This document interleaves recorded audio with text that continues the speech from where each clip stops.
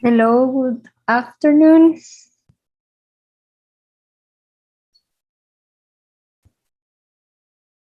Hello, how are you guys doing?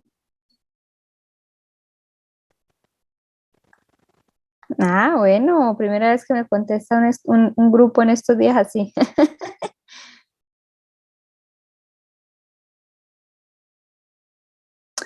Ya espérenme que entren todos y hablamos de eso. Me disculpa, no voy a poner la cámara el día de hoy porque me estaba molestando mucho el internet. Entonces, para que no nos interrumpa ahí la conexión.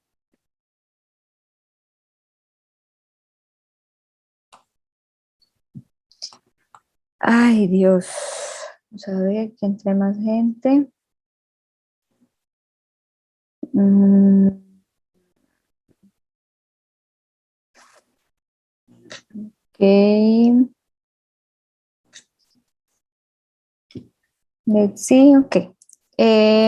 So today we're going to try to continue with some aspects, especially for the ones that you will need and that are essential to this part of classroom assessment. One thing is that for today were the documents, right, of the study groups. So our agreement was that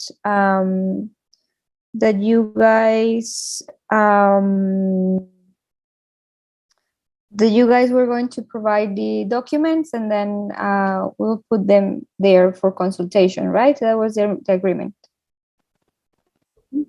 Yes. One person. Yes, one person can do it. It's fine. Just make sure that the names are there, please. So I can track it, but then just one person can do it. I'm looking at today's 24th. So the idea with today is that we can go over some of the assessment tools that there are, so you can take them into account for the project as well, and even further thinking that this project is the one that we're going to be using as a final job. There is one thing I didn't know, and I don't know if you have discussed this with other teachers, sorry, with other students or partners from your class in contemporary didactics, and is that the class of assessment, I didn't know there are other two teachers teaching it. I don't know if you have discussed that with your partners. They're having classes with other two teachers. No, assessment. No? Yes, Professor. I think one of them is Professor Margarita. Yes, exactly. Actually, I have a close relationship with her too. And yesterday, I was talking to Camilo. By the way, she asked me, but I also teach assessment. What? We didn't know. Anyways, up to this point, because usually when it is the case, what I do is that, and what we tend to do is that we talked together with the teachers of assessment so we can sort of follow the same assessment plan. But then this term, it didn't happen. There was some of a confusion there between who the teachers were. So yesterday discussing, because I think Margarita already had given the instructions for that final project, attached and adhered to the one of contemporary didactics. So because the three of us were there yesterday talking, so in the end, and in consideration of everything that has happened and trying to not cause more issues for us. So what is going to happen, and I think I'm going to be telling you this, is that we're going to be working with the mini unit project that we're working just as it was proposed, and then you're going to present the final project in contemporary didactics without putting the part of assessment, which as we were discussing yesterday with with Camilo. That part that is in the projects of didactics is a part that we designed. I think it was two semesters ago with teacher Raúl back then, when he was giving that class. And my part of assessment was pretty much this project. There were the same parts. It was, and this project that we make here was sort of the preparation for that final assessment, for that final project. So it would be sort of repeating, but then with the topic of contemporary didactics. And Camilo is fine with it. That you guys just do not submit anything that is related to the part of assessment, but that you just talk about the instructional sequence and the didactic sequence of it, and everything that they're going to ask you, which is based on the model of project-based assessment. Project-based teaching, right? And in light of that, in there, what I can tell you is that if I were you, what I would do is that with these elements of the mini unit project, as you've been working with this and you have given it a thought, that you already start joining together that with contemporary didactics, not because you have to present a unified project, but then because you will have work done. I mean, just by thinking the objectives per session, maybe that you can integrate this learning objective to one of the units that you are going to develop in contemporary didactics. I don't know how much he has told you about that final work. Has he told you anything? The guidelines? Wow. I know which one is. I wanted to know if you guys had it. Yes, I think he reduced it to 2 units.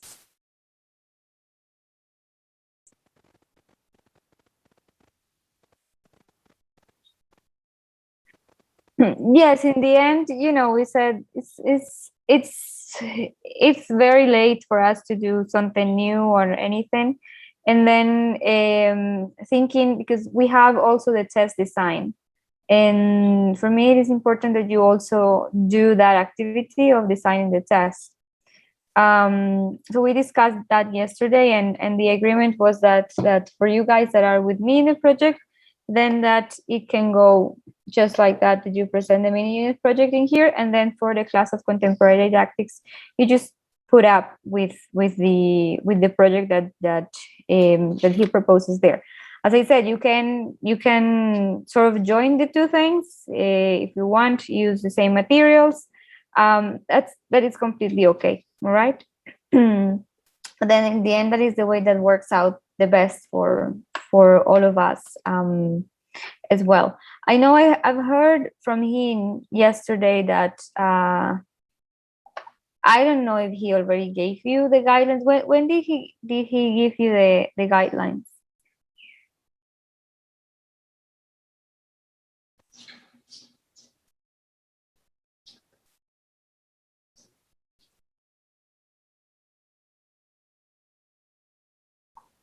So high. When did he give you the guidelines? Last Monday. Okay. So I don't know. Probably what he said was that maybe he was going to consider reducing some parts of it. Maybe not taking away, but maybe asking a little bit less from what there is. But then that you discuss it with him. Anyways, for us, we can present this project as a final thing. The only thing would be, and just let me go to the guidelines of this project. Have them around here. Sorry, this week, I don't know what is with this year. This week there was a stomach bug in my house. And we're being all feeling very weak. I don't know what's going on. We at the beginning thought, okay, this is maybe coronavirus. but no, it turned out to be just a stomach bug. We were in the ER some days ago with the little one. So I'm sorry in advance. I also, just like last week, very slow. Okay, wait. Where is it? The project. Okay, so as in the guidelines that are there, the project consists of three major parts, right? Which it's a learning goal. You in contemporary didactics are working with units, right?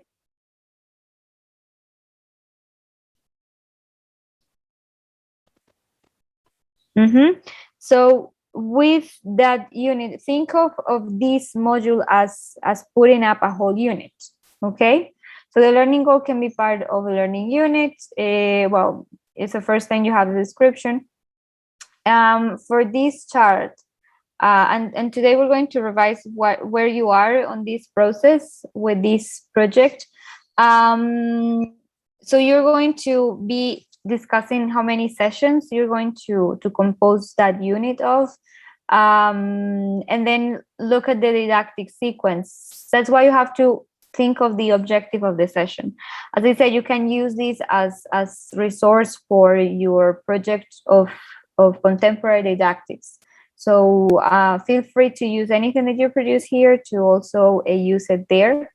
In here, the type of assessment included in the session. So did you say, okay, we're going to be focusing on these types of assessment, either being formative or summative, or qualitative or quantitative, or of learning as for learning and as learning. Then in here you describe the assessment plan, so the strategies of assessment that you are going to propose for this session. In here is where we talk about the assessment plan, what moments are there going to be. Today we're going to be talking about other two types of assessment that are important to take into account as well, very briefly. And then did you design the tools of assessment, of the assessment and strategies? We said in the last class that if you were to do two projects, I mean this one and the project with contemporary didactics, that we could think of only one tool of assessment. But then given that this is going to be the final, is going to be joined to the final project, so we make sort of a medium of the two scores. Then I'm going to ask you for all of the tools that you're going to use. So if you are to design rubrics, instruction guides, worksheets, and then we have the test. Remember that throughout the sessions you have to apply one test, which is going to be then for you to design it. Okay, I don't know if that is clear. So how we're going to be sort of modifying this class. Andres Nungi says that he's trying to but he's here. Who's Karen? Yes. Yes, Professor. So the test design is different from this test, so we have to design here too. I mean, to make the rubrics and the worksheets for this part. Sorry, can you repeat that? Yes, I got confused with the test design. That is another grade, another topic. Is it different from this one? I mean, we have to design this. It's different, okay. But then you can use this context, this learning unit, to build the test. So, for example, let's say that in here in your learning goal, you're proposing a learning goal that is about, I don't know, the one that you propose for the communicative approach. That your students were capable to participate in a Skype call in a job interview for the Skype call, right? No, Katarina, I haven't started recording this, so wait me a sec, I will record it. So I was saying, Karen, let's say you have that in here as your learning goal, right? That you're going to your students are going to be able to present a job interview through Skype, just to say something. So remember that leads you to think of a set of vocabulary, of a set of grammar, of a set of skills, productive and receptive. So you can use that topic to design the test, but then the presentation of the design of the test is different. But then you can connect it in terms of the topic that you are working with here, and you can then insert that as part of the assessment plan. So that means that the test design will be like the final test for them in the. It doesn't have to be final. Unit? It doesn't have to be final. You can place it wherever in the. I mean, I wouldn't place it in the beginning, of course, because it's not a diagnostic test. It's a proficiency test, but yes, you can think of it as being as the closing of your assessment plan, or in the middle to track the assessment plan. It has to be coherent with what you want your students to achieve. If you're placing a communicative purpose, I would recommend you to do it to track almost in the middle or close to the end, but that is not the closing assessment event, because if the objective is communicative, your assessment event that is closing should be the most the closer to the communication that you're proposing your students are going to be able to do. Mm-hmm. Okay, and then we also have to do the test that we're going to use for each of the sessions. Not for each, well, not the test, but the assessment tools. So we're going to talk about today about some assessment tools. You don't have to use testing for all of the sessions, but then you can design what assessment strategies you're going to use, and therefore what assessment tools you're going to need for it. So it can be rubrics, instruction guides, checklists, worksheets. Today we're going to talk a little bit about the tools that you're going to use for that you could use. Some that are more traditional and some that are more alternative to it. Okay, Professor, thank you. Okay, any other questions?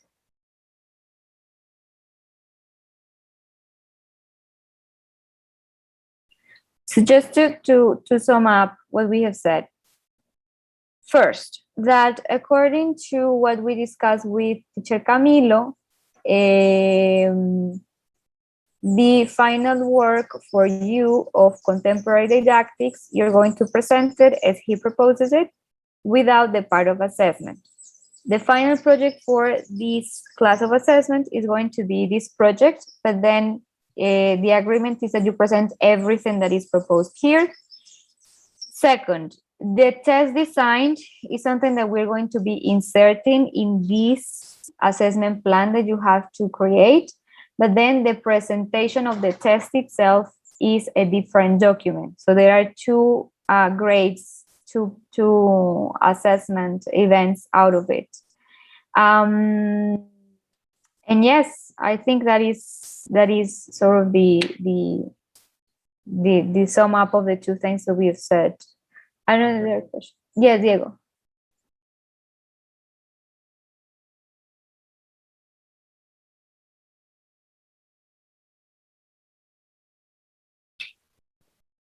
You name it here and you give me a document with the instructions that I gave you.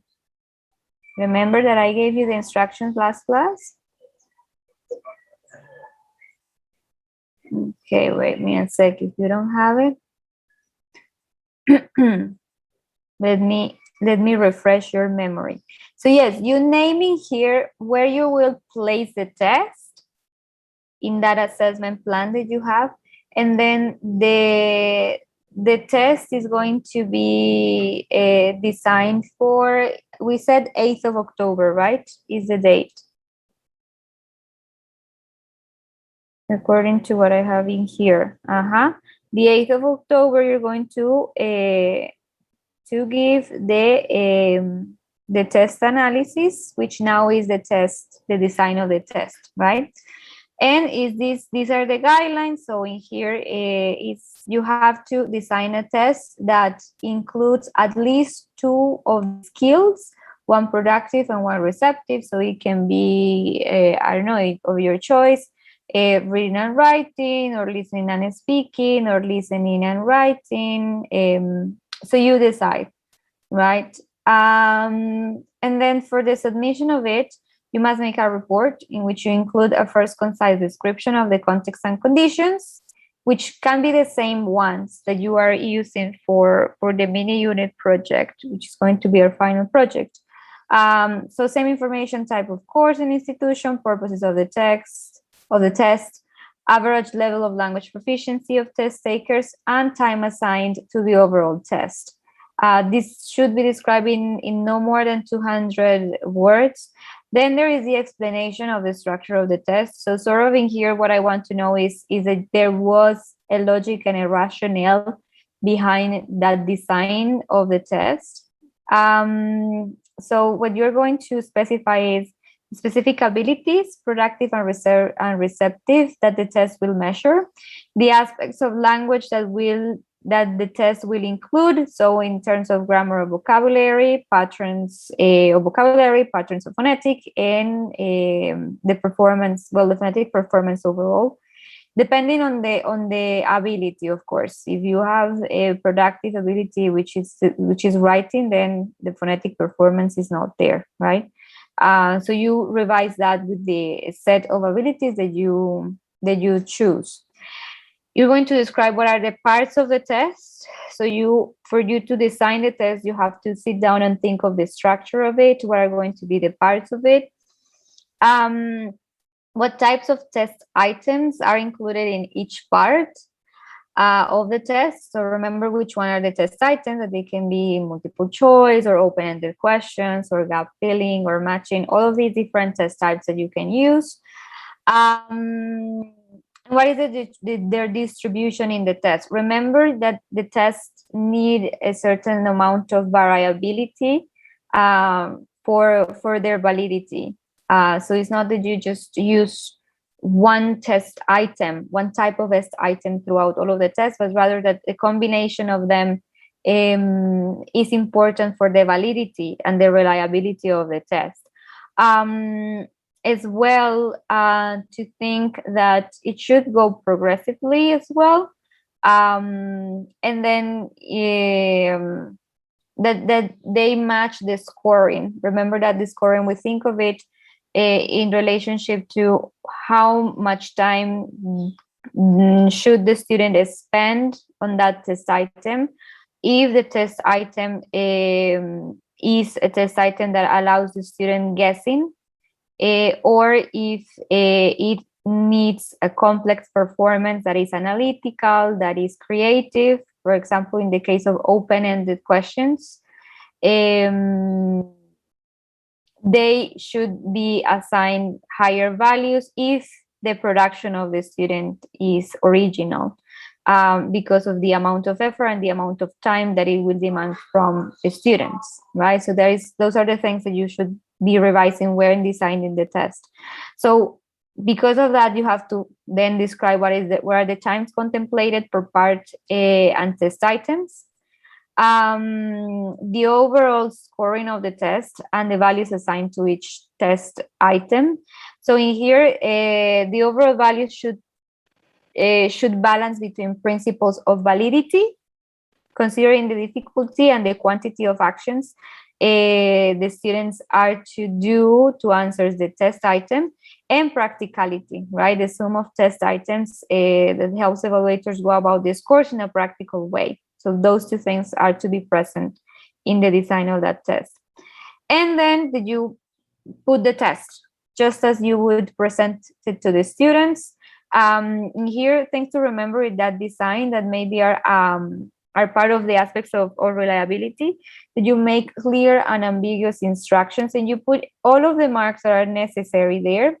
And part of it is to include an example on how to answer the test item that you are presenting them. So for example, you have a reading exercise and your test item is a multiple choice, so that you show one example on how to answer the multiple choice. It might seem as something very obvious, but do not take things for granted. It's good always to give examples, because that takes out the possibilities, or at least lowers down the possibilities that the student or the test taker does not understand the instructions, and then out of ignorance on how to go about the test item, that they do not perform to the best of their abilities. Yes, Silvia. Hi, Professor. I have a question. This presentation, it is, I mean, it is in class? No, it's a document that you're going to submit on the 8th. Ah, okay. It's not that we have to present the exam as if our No, it's classmates not were another students? presentation. No, it's not Okay. another presentation. No. Okay, okay. No, you're not going to make your students present tests. That would be cool, actually. Well, we didn't have time this semester, but in previous semesters, although I haven't done it in the past one because also of the conditions, but one thing that we did to look at things of aspects of practicality and reliability and validity was to make classes in different languages to the students. So you would choose a language that we didn't know, that most of us didn't know, and you would give the classes, but then the time was not it. La última nota is the exam. Camilo, an example of what? Like the ones that you presented as students, those are tests that follow all of these steps. If you want, maybe I can show you the tests that I used to use for advanced English.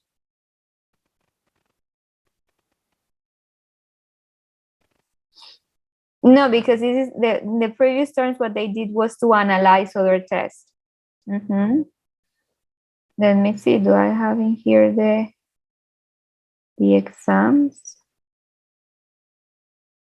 Okay. But these were in part. So I'm going to show you reading and writing. So wait a sec. So it's not a report, but it's an example of a test. Things to notice. Okay. You see, I designed this a long time ago. This is reading. I think, are you seeing it there?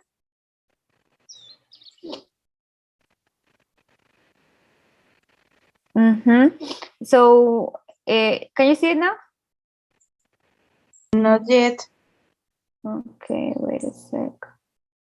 My computer today is because of the weather. The internet here is by satellite. So when it's not always, but sometimes it happens that because of the weather, it doesn't catch well the signal. Can you see it now?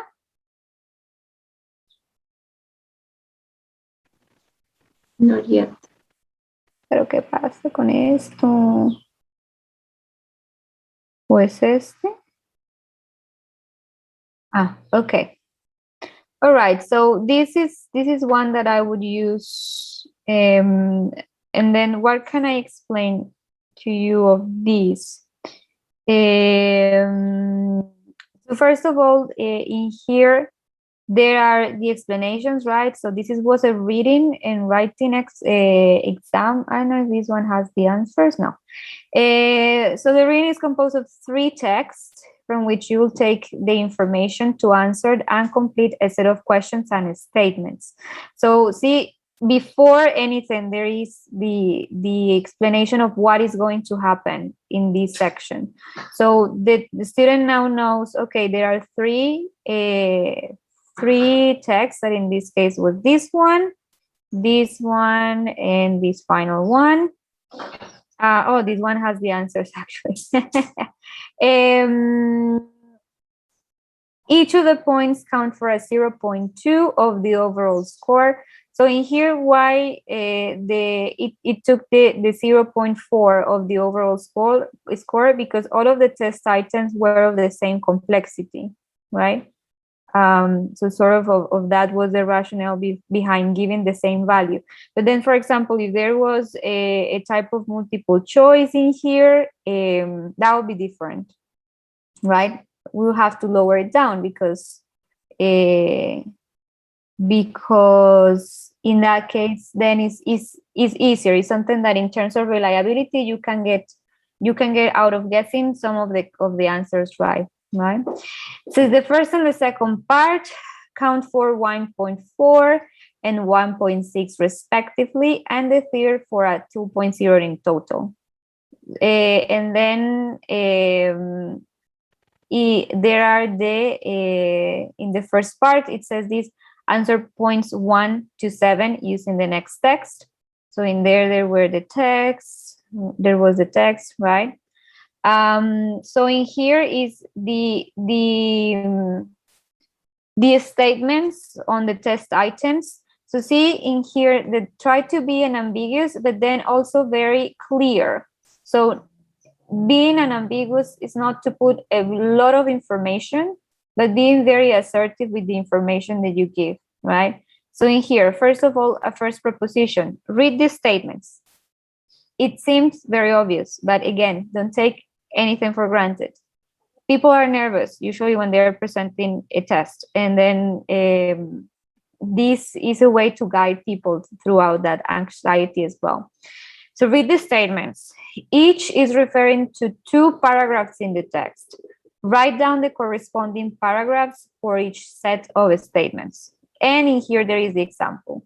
So there is the example of the statement and how you would answer it. Paragraph A and paragraph B, right? And so they had to do 3 of those. In here, well, there are the answers. This was my answer sheet.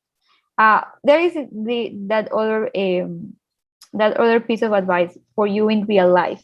When you design a test, make a version in which you have the answers for you to sit in terms of practicality, for you to sit down and revise things is easier. I didn't put in here, but then you can also sort of put the possible ways in which an open-ended question can be answered as well. In here, there is the other one. In no more than 1 sentence, explain the meaning of the next compound words in the text. And so you can see in here in the text, they are highlighted, right? So it also helps with the time. If the student needs to go back to the text and find the words, they are highlighted, right? And then in here, the second part, answer points from 11 to 25 with the next text, right? So in here, there is a text, blah, blah, blah. Again, so in here, read the statements and answer if, according to the text, they are true, T, or false, F, or the information is not given. Well, in here, this one does not have an example, which is a mistake. I should have put in here an example. Yes, Silvia. I have 2 questions, Professor. One question is related to the instruction. It is something that I always struggle with because depending on the population, I'm not sure if I should put the instruction in English. Should that be in English? That depends on your audience. I would say, I mean, if I'm honest, your teachers of practicum probably would ask you to put them in English only. If you are in language institutes, most of them, because of this idea that you should put everything in English, you would have to put your instructions in English. If you ask me, I would say that depends a lot on the students, and that actually in some sets of students, it would be necessary that you give some guidelines in Spanish, even if they are not in the text. That then when you explain your guidelines, that you clarify things in Spanish, in order for it to be reliable. That your students are going to perform to their best of their abilities because they clearly know what they have to do, right? What is a thing that I do believe should happen in the test? That if you're going to put the instructions in Spanish, that you put the counterpart in English as well. So it's just the exposure, right, of English. But then I believe that when the reasons are for purposes of reliability of the test, it is totally valid that you make the instructions in the language or languages that the students know. But then you always have to confront the people that are revising your test. For this one that you're going to design, if there is sufficient argumentation and justification of the necessity of providing instruction in Spanish, then it will be okay. I mean, for example, if you're working with a population with a very low level of English and you are putting a complex task, that can be sort of confusing. For example, with these test items that I put, as I told you some time ago, I used many of the types of test items as they are presented in IELTS, and some of them are not usual. So for example, this first one is one that it does not appear frequently, of choosing 2 paragraphs for one statement. So for example, if you have this type of statements and you feel that the level of language of your students is a boundary for them to understand the test item, then I would recommend for you to use Spanish. Okay. And the other question is related to the material. If, for example, we are going to evaluate reading, we need to create, for example, all that, I mean, the topic, the paragraphs, we need to write them down. There are things, I mean, it depends a lot on the teacher. Many teachers decide to create their own texts.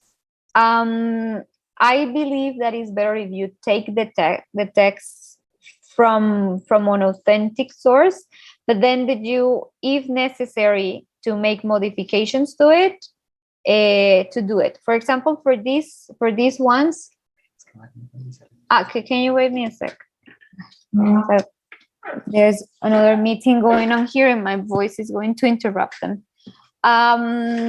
So as I was saying, if you see that there is a necessity to make some adjustments to the source that you're using, then you can do so. Okay. I think with reading is easier than, for example, with listening. With listening, it's better if you can find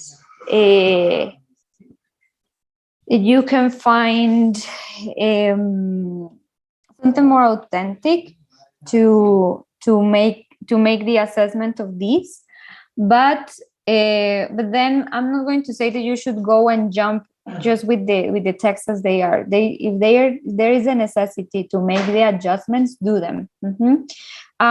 Anyways, there is a lot of materials out there that you can use.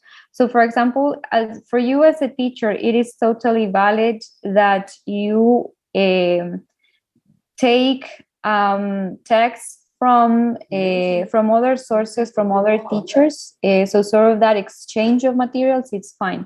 The thing is that always that you do those choices, being aware that it is the best choice for you to collect evidence from your students and then make the necessary changes. And always also something that is not usual in tests, that I believe that should be a common practice, is always say where you're taking this from.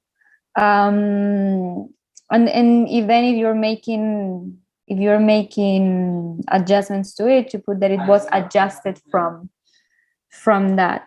But yes, it is one of the difficult aspects of it, but always, especially because I know that all of what we have been telling you in both in didactics and in here is to thrive for that authenticity of the materials that we use.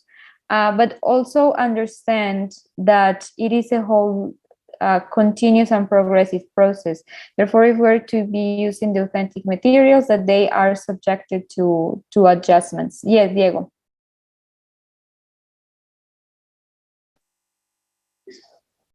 Mm-hmm. Mm-hmm.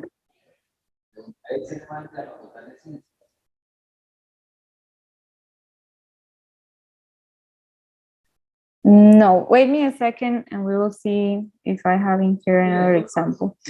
So in here, for example, again, you see the next statements are ideas that can be inferred. See, for example, in here, the necessity to saying here, these are ideas that are inferred. So I am telling the student, it's not something that you're going to find in here explicitly, but that you can infer from 5 of the paragraphs of the text, match each with the corresponding paragraph. So in here, there is the example on how this one is answered. There is a statement, paragraph A would be the answer, so that they answer the other ones. And in here, complete the next notes with words from the text. Use no more than 3 words. So there were in here, there are the answers, but then they got a version in which there weren't the answers there. Very similarly is the one of listening. I don't know if I have it here as well. Okay, this one is with no answers. Yes, let's see. I think I have it here. Where is speaking? Ahora no encuentro el de speaking. When writing is speaking. Okay. Okay.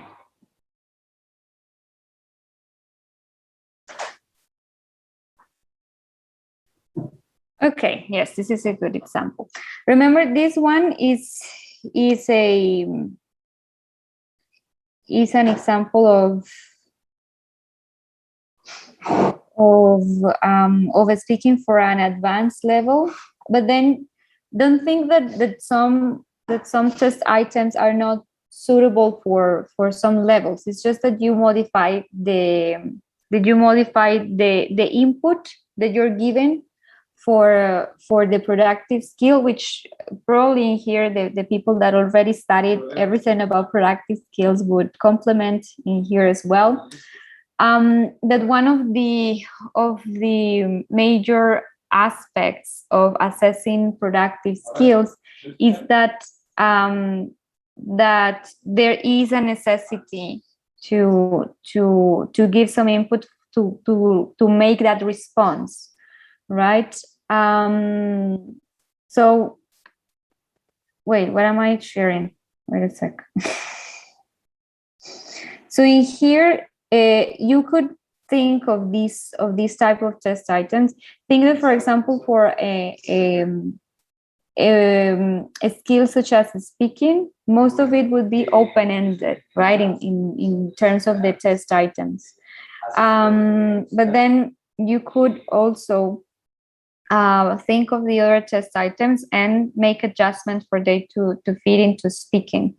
So for example, this one, again, is the whole explanation that speaking test is divided in 2 parts. In the first, you are expected to speak and interact with your partner and the teacher informally according to the topic proposed in a set of article headings.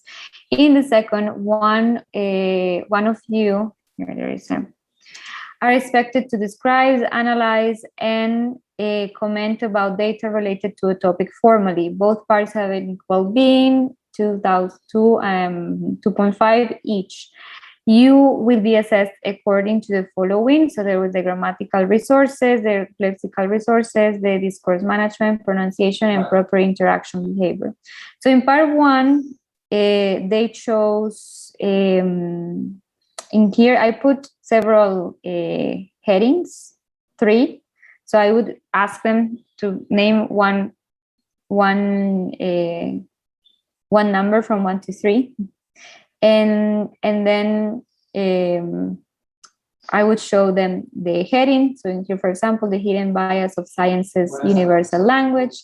The vast majority of scientific papers today are published in English. What gets lost when other languages get left out? So they had to make an informal discussion in 4 minutes. There were notes taken. Here, discuss the following headings as well. No, wait. I remember how this was. They had to look at the three headings and discuss the connections between them. This was the other option, depending on what they chose. So there were three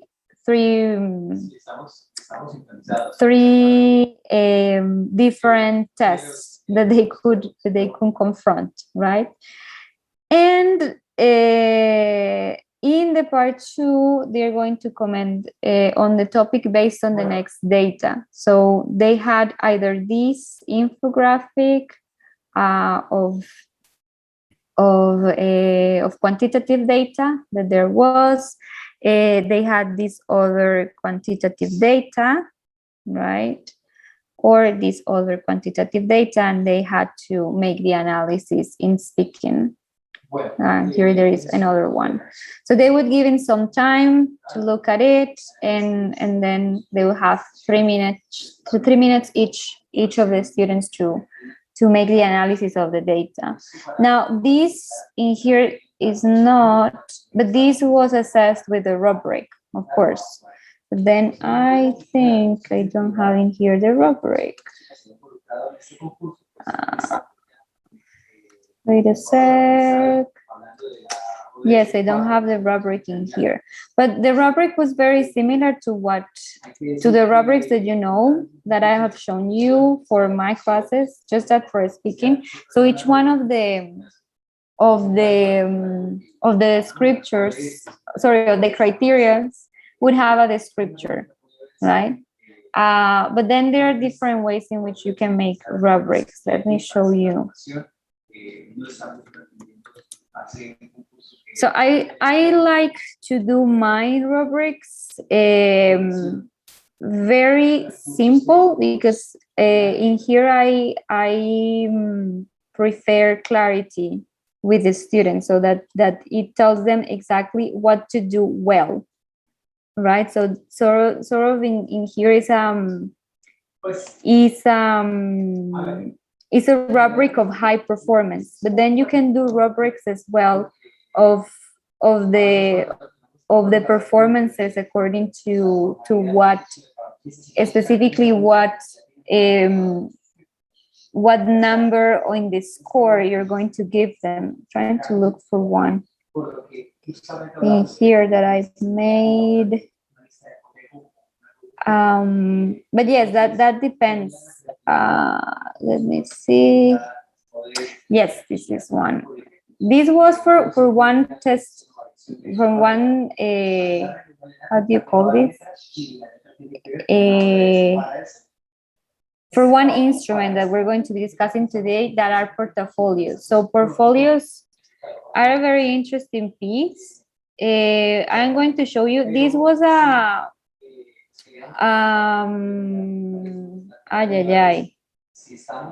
this was a rubric that we did together with students. So that was another practice that I did with students, especially of levels of English. I have stopped doing that. It's because of the amount of time that we have had. But this was a common practice for me before. I should go back to it, actually. It's very interesting. In here, one form in which you can do the rubric, instead of putting just the high performance, you put all of the performances, and then what percentage or what number that is going to be scoring. So you start from 0.0. Oh, well, there are the criteria, of course. In this one was a portfolio entry, which was an infographic. Well, in here, these were the general guidelines, but then in class, we also discussed on what could be the format, what were sort of the boundaries for them to put information in there. And the criteria that we was the graphics and the display, the coherence and cohesion of the information, the grammar and vocabulary, and the references. So in here, the 0.0 for all of them was that they did not present or submit the assignment. And then there were descriptions of what it meant that you did a 0.2 or 0.5, right? In here, for example, things with the rubrics. Today we're going to be actually, I'm getting it myself ahead of these instruments. But with the rubrics, the criteria that you use should be a criteria that is easily described in a way that we all understand the same. So for example, if you're going to add in a criteria aspects of creativity, is difficult. Make sure that if you're going to talk about creativity, that it actually can be explain exactly what you mean by creativity.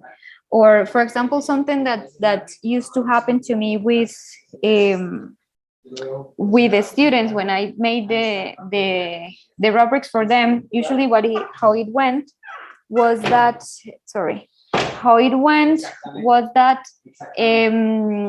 well, actually, let's start talking about the topic of today. So today, as I said, we're going to be seeing two types of assessment. Let me just close all of these now. Two types of assessment that we haven't addressed, but that are also important. Yes. Yeah, I have a bunch of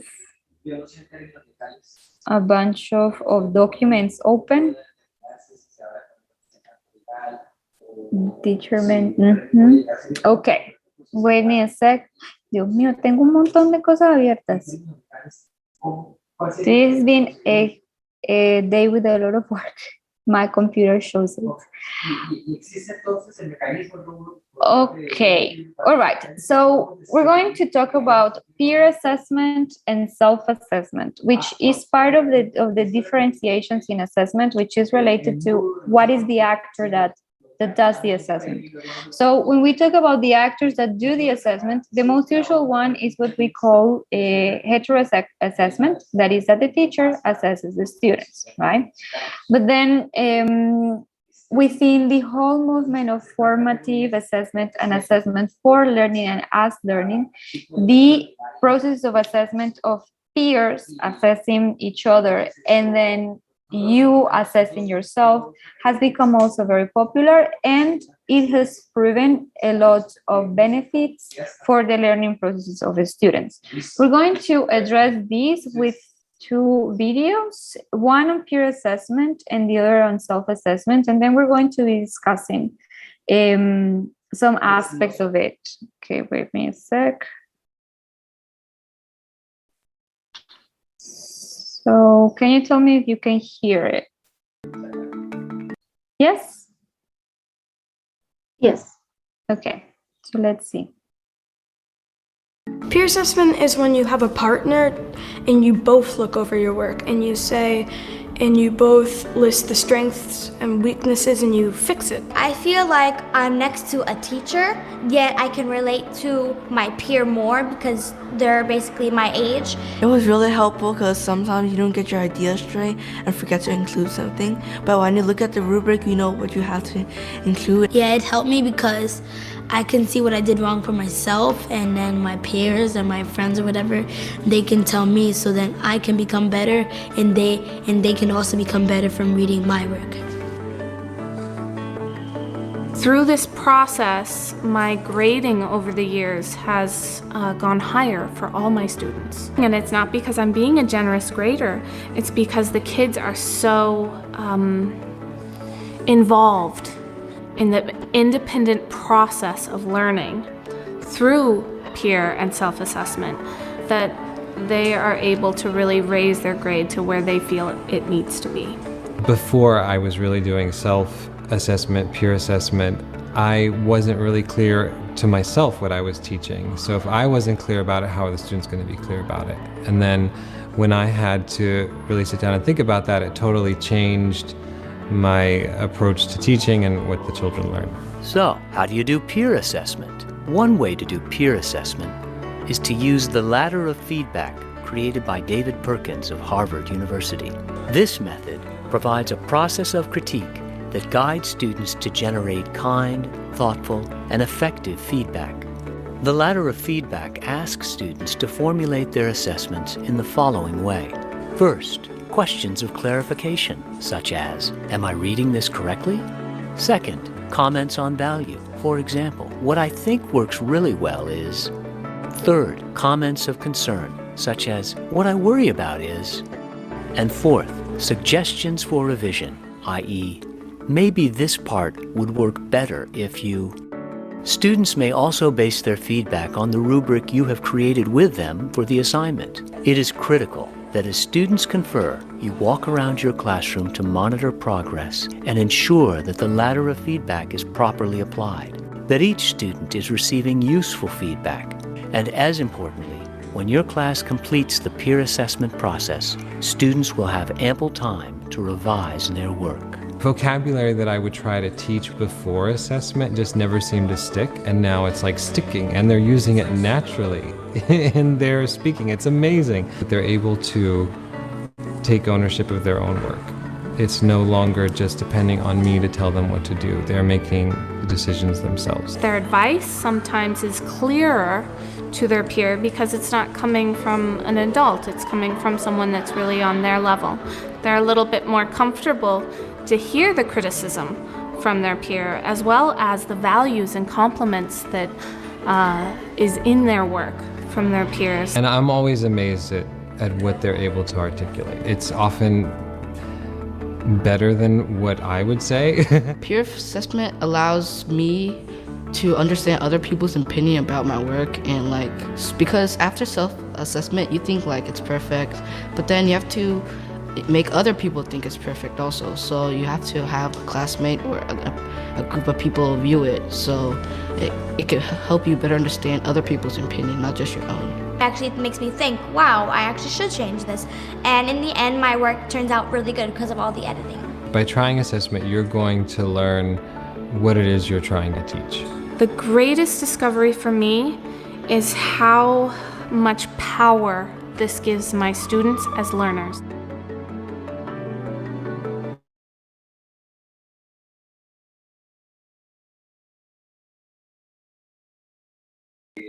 Okay, so this is the first one on self-assessment. So first thoughts in here from what we saw, or questions that you may have in here. Pero lo que siempre se maneja en los concursos de este tipo es un parágrafo donde dice que la decisión del jurado es. I think that in the video it should be another option in regarding the tools, the guidance, the peer assessment, because it was only the letter of I cannot recall the name. It was only that. But the tools can vary depending on the class or the context of the students, among the students. Yeah, I think yes. about it. Thank you, Catalina. Any other comments? Professor, even for doing peer assessment, we as teachers should be giving the students a rubric.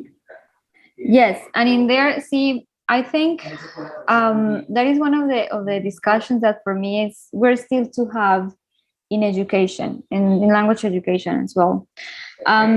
We've been talking a lot about the power of students as being their assessors, but then from it sometimes the discourse goes to the extent of saying that the teacher is sort of an instrument to provide the space, and that's it. But then when we place the students in that way, the role of the teacher is also central. So it's not that then the centrality is like it was before, that the teacher had the knowledge, but then think of it that the teacher is the one that is going to be organizing these specific actions in order for students to take advantage of their own learning. So the providing the rubric, and that is what we said there, the students can have a rubric, but then if you want to involve them more, there can be the process in which you create the rubric with the students. So for example, with the one that I was showing you, and now I don't have it here, with the one that I was showing you, what is important to do this process of creating a rubric with the students? First of all, to know that among all of the students, you have a good deal of experience assessing people. Therefore, your saying in that organization is essential. So the process of peer assessment is fruitful, because the peer assessment is about giving power to the students, but then that power has to be, I would say, directed in a way in which they do have the tools necessary for them to take advantage of it. So, for example, in a process of creating a rubric with the students, which is a possible thing, and it actually is very productive. What I would say that is the issue with these two types of assessment, the peer assessment and the self-assessment, is that it takes time. So the creation of a rubric with the students can be in itself a form of instruction. So is that I take part of my instruction to make moments of reflection, of learning with students, which in paper are great. They actually, if you look at the data from studies, are useful for the learning of students. But then sometimes teachers decide to leave things out of commitments to curriculums, out of commitments to calendars that they have, because it is easier that you tell the students, these are the criteria, make sure that you try to make sure that they understand well what is the criteria. But in the end, the creation was you with yourself and your expertise, just writing down what you need to see from your students. A process of creating rubrics with the students is way different, because you have to take time from your instruction to start doing the whole process. When you create a rubric with your students, what is something that can happen? That should be sort of the usual process to do it.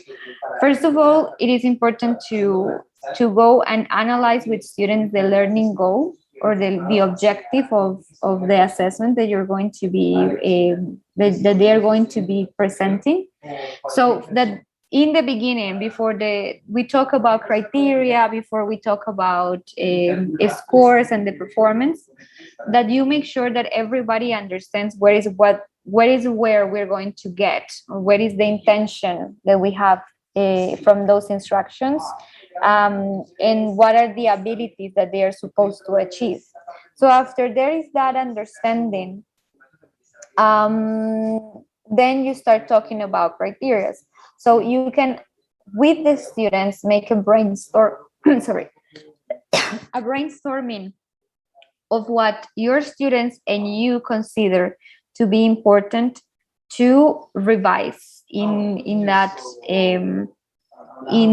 performance. Which in the end, what does it mean? These things that are important is what you consider essential for the assessment to be performed successfully and to actually represent the knowledge that the students have. What tends to happen in that brainstorming? In that brainstorming, what tends to happen is that all of the ideas flow without much organization. So in that process of creating the rubric, what you do is to take the ideas and record everything that is being said, record them. And then there comes another process of analysis with your students to see from all of the ideas that came up, which ones of these characteristics of the assessment that they consider important can be joined together, which ones of these maybe are not as important, and then if we are going to take them into account, if they are going to be given the same value. You revise if those aspects that they say are easily agreeable within the students and yourself. You can express what for you is essential and cannot be left out. You can ask your students what for them is essential and cannot be left out, to the point in which now out of that analysis, you can make a categorization of aspects. And did you think in terms of practicality for you, for your students? So if you have a lot of characteristics in the criteria, that can be confusing for your students and for you. So how you can categorize them in a set of 5 or 7 or possibly 10. I would say that it's the most that I would say, or that I would dare to do with my students, of criteria for us to evaluate separately, right? And then start with the students agreeing what would be a high performance and a low performance. So all of that process that is very communicatively, in the end, is also creating these agreements, all of the agreements with the students of what are we going to consider to be high, where are we going to be considering low, do we all understand the same thing, are we pointing out aspects that actually represent what knowledge on the area and the objective that we're trying to get, is all of these representing that knowledge, representing those abilities. And then out of all of that, you get the final document, and if necessary, you give also instructions on how to use it, right? So that the usage needs to be related to the descriptions that you have put of the high performance or of the low performance, and that you go about the criteria and you explain all of this to your students. Doing this the first times is when it gets the most, when it takes the most time to do it. But then when you decide to do this several times with the course, at the end, they are going to be much more aware on how to use the rubric. So it becomes more, I would say, less time demanding. But in the beginning, it's very highly demanding in terms of time and of effort for your students to understand. And then in there, what we're doing is that we are actually guiding the process of peer assessment. Now, what is the things in here? Remember that all of these aspects of evaluation and of assessment have to have the principles, or have to take into account the principles of assessment that we were discussing last session, right?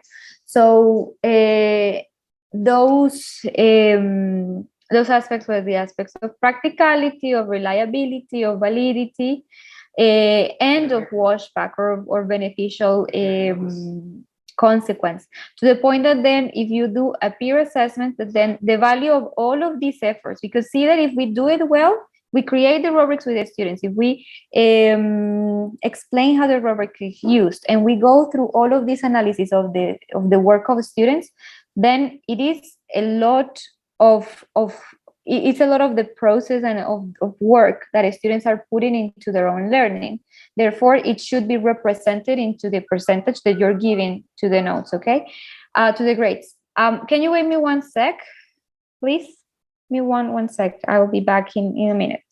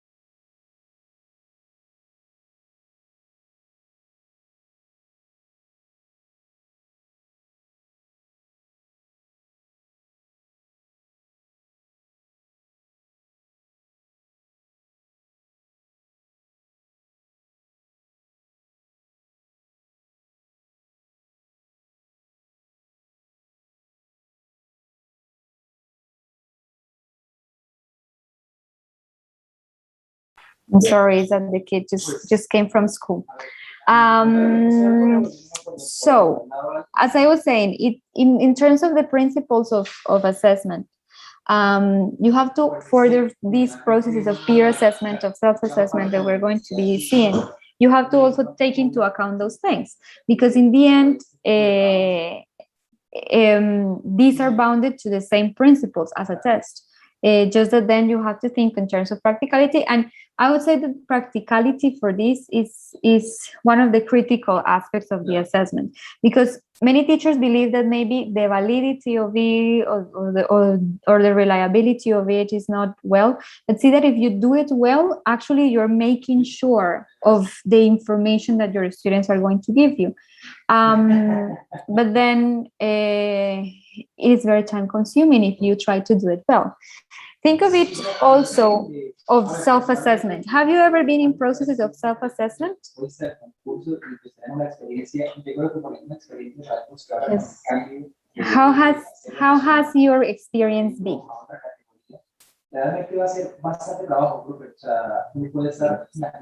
Why? Tell me. I imagine that she did everything. Just it's probably the one of the times, because didn't you get self-assessment in your high schools? No.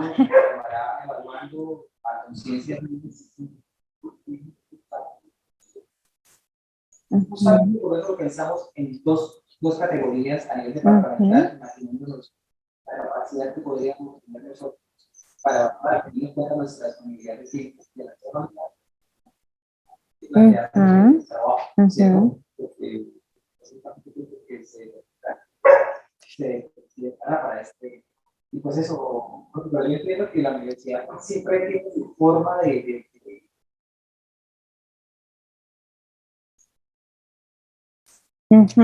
So look, with self, yes, thank you, Diego. This is one is very demanding, and I would say that it's emotionally very demanding. But maybe things have changed since I went to high school. But in one in particular, the teacher changed the grade. But that is the thing with self-assessment. Self-assessment is something that is agreed with the teacher as well. Because again, it has to have the necessary value that there is.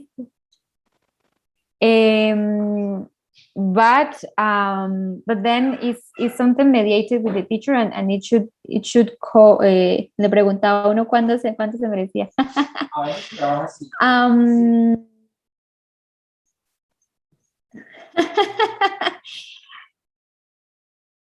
A mí me pasó en el colegio así, sí. Sí, no mucho. But what did you have any assessment tools for you to do that process? En esa materia no. Era solo de palabras, o sea, es como dependiendo de lo que uno había hecho, como que ella le preguntaba a uno, ¿cuánto cree que se merece? Y muchos de ese grupo del colegio, como que es el recochero y eso, decían como, no, profe, 4, y los miraba todo raro y decían, no, usted no se merece eso. Sí, en mi caso igual, tal y le cual. colocaba más poquito. Pero en otras materias sí recuerdo que había como una especie de rúbrica y a uno le salía una nota, o sea, haciendo operación matemática y todo. Yes, exactly. Especially the quantitative part of it. Remember what we talked about, these types of assessment, qualitative, quantitative. In the part of quantitative assessment, the issue that we have, that then you can sort of mediate that with your students. But then the issue that there is that that you have to respond to institutional demands. So for you to give a report on the student, you're asked qualitative comments that, for example, thinking in schools are what we call los indicadores, which in English are related to all of these that you've been studying in didactics, that are the basic learning rights that we have in our country. In language as well, the basic learning rights are pretty much the same thing as, or are a transformation of the Common European Framework. So that is sort of the qualitative part that we have, but most of the institutions, they would ask you for a grade, right? Therefore, the necessity for teachers to use these alternative instruments of assessment and modifying them or adjust them in a way in which you can quantify things as well. But seeing here what Juan said, that in some classes that he had, he would get a rubric. Diego, in your case, which one were the tools that you had for the self-assessment? Listo, perfecto. Bueno.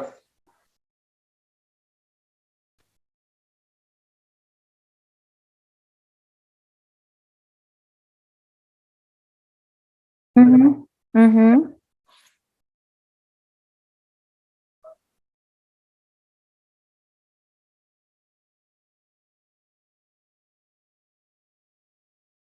Mm-hmm.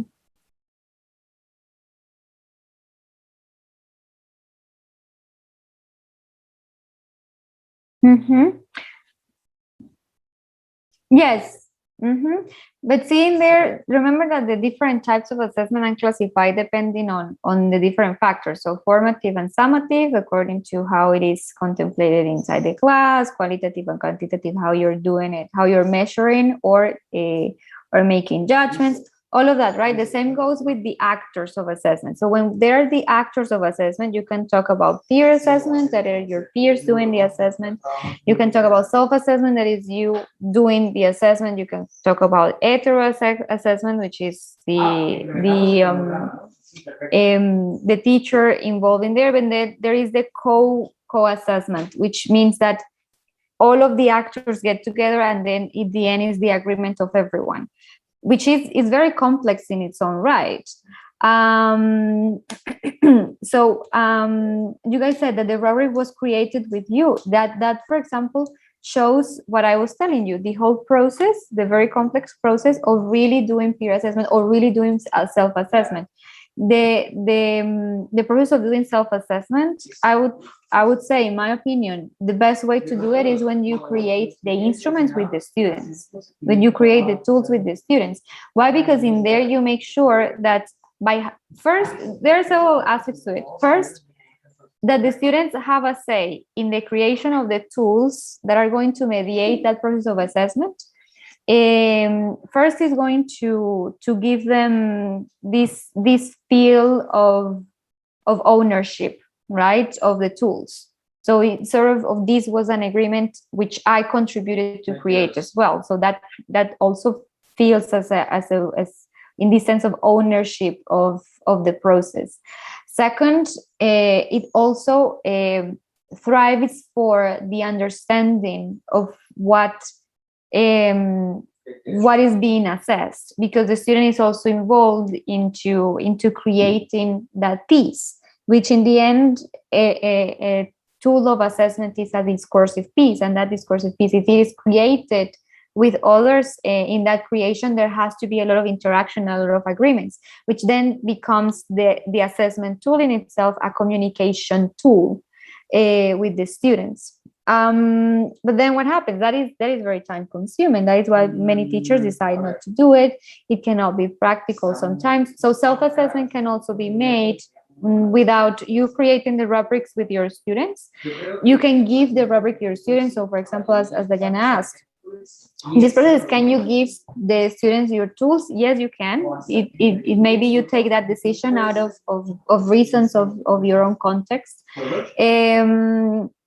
But then it is important that you make clear what is in these tools, and that you also make clear what are the ways in which they need to use it, how to use the tools, because also the tools are not self-explanatory. You have to explain as well how these ones are used. For example, other way to do self-assessment is by asking evidences, right? So that you give your students the criteria, and then you give statements in which you have to attach evidences to it.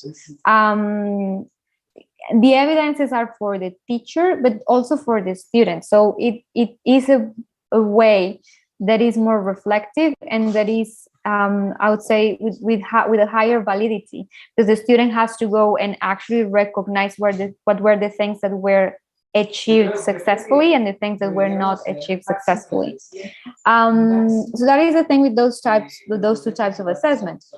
I would say that we should always try to implement this in our classrooms, but at the same time, they do have issues, especially of practicality. Many teachers that are hesitant to apply these things into their classrooms also have a lot of questions and doubts with the aspects of validity and of reliability. But again, if done well, they are highly valid and highly reliable, because actually the students are performing actions, and especially with language, students are performing actions that are making them potentialize that meta thinking and that meta reflection of the ways in which they are achieving the objectives, right? I don't know if there are any final questions. Debería llegar más a tus propuestas entonces. Sí. So far, so well. Okay. Let's try to move forward in here quickly because I have said some things about the assessment, the types of assessment tools by talking about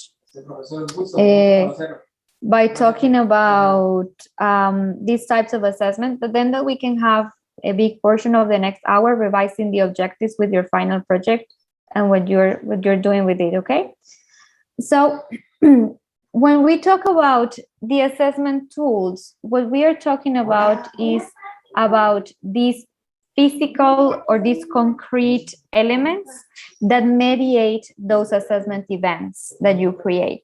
So the assessment plan that you make, so you can think of actions that is your students are going to perform, and from there you're going to collect evidences.